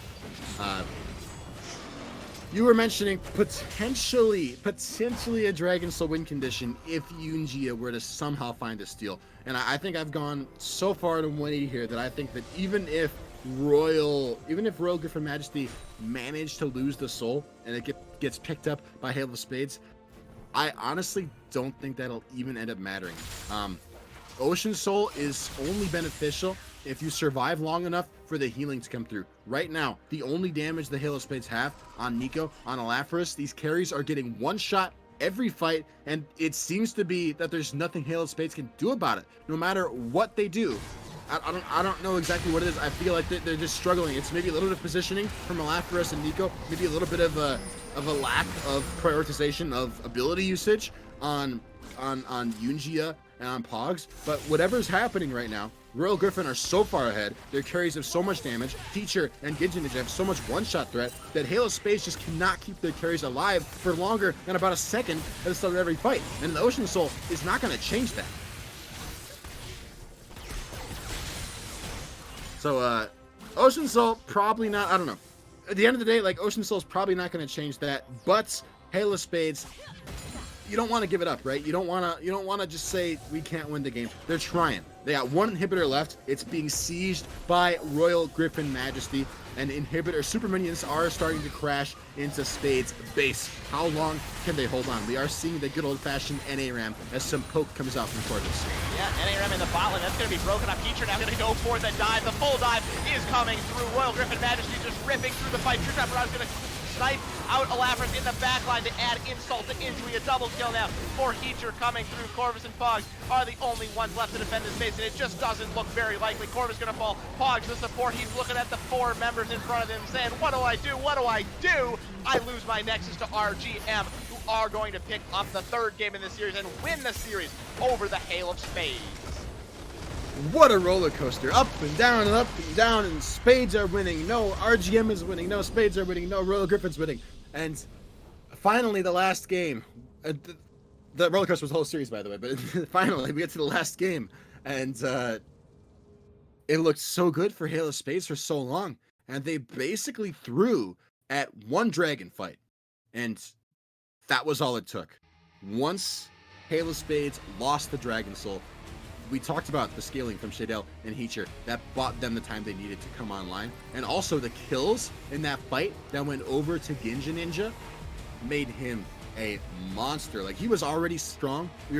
I think I was kind of sleeping on him earlier on. He was farming well. He was picking up some kills here and there. I didn't think it would be enough. I was dead wrong.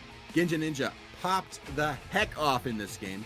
11, 3, and 13 on the Hecker. And by the way, that is perfect kill participation. That is, oh no, it's not. I'm wrong. My math is wrong. 24 out of 27. Nearly perfect kill participation. Let me crunch the numbers in that quick. 24. 88%, Baymax. There you go. 88%. 88%. Yep. Almost 89.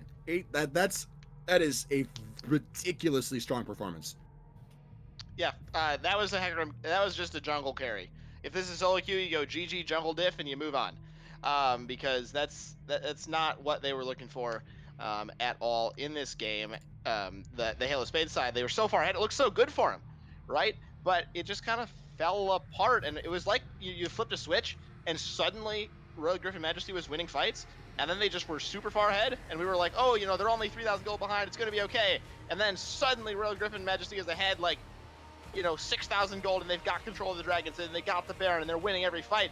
And then Heater just took over the game, solo killing the top lane, pushing it down, and Ginja Ninja was not to be stopped here. And Royal Griffin Majesty just rolled over Halo Spades. If you just looked at the post-game screen, it would just look like a stomp. Which is, it's so crazy. So obviously when the fights happened, I had plenty of criticism for Halo Spades, especially over that dragon fight. Basically wasted abilities from the only people who had any sort of peel for Elaphrus or for Nico. So I got criticism there, but I want to give a ton of credit to RGM, because what you mentioned right there, 100% true. If you just looked at the post-game lobby, it would seem like a stomp for RGM, even though it was more like a half and half. The first half, or even more, the first 2/3 was basically a stomp for Halo Spades, and the last third was a stomp for RGM. But when Halo Spades were in control, Royal Griffin did a pretty good job of not giving too much. Royal Griffin did a pretty good job of losing gracefully, of not giving more than they had to. They lost a couple fights they shouldn't have taken here and there, but overall, Halo Spades, even though they had total map control and they were getting those dragons, they were threatening Ocean Soul, they never really had more than about a 3k gold lead. And I think that is, even though it took so long for RGM's carries to come online, I think that's worth mentioning, right? That RGM, they played well at minimizing their losses early on. Yeah, absolutely. I do want to talk about the standings.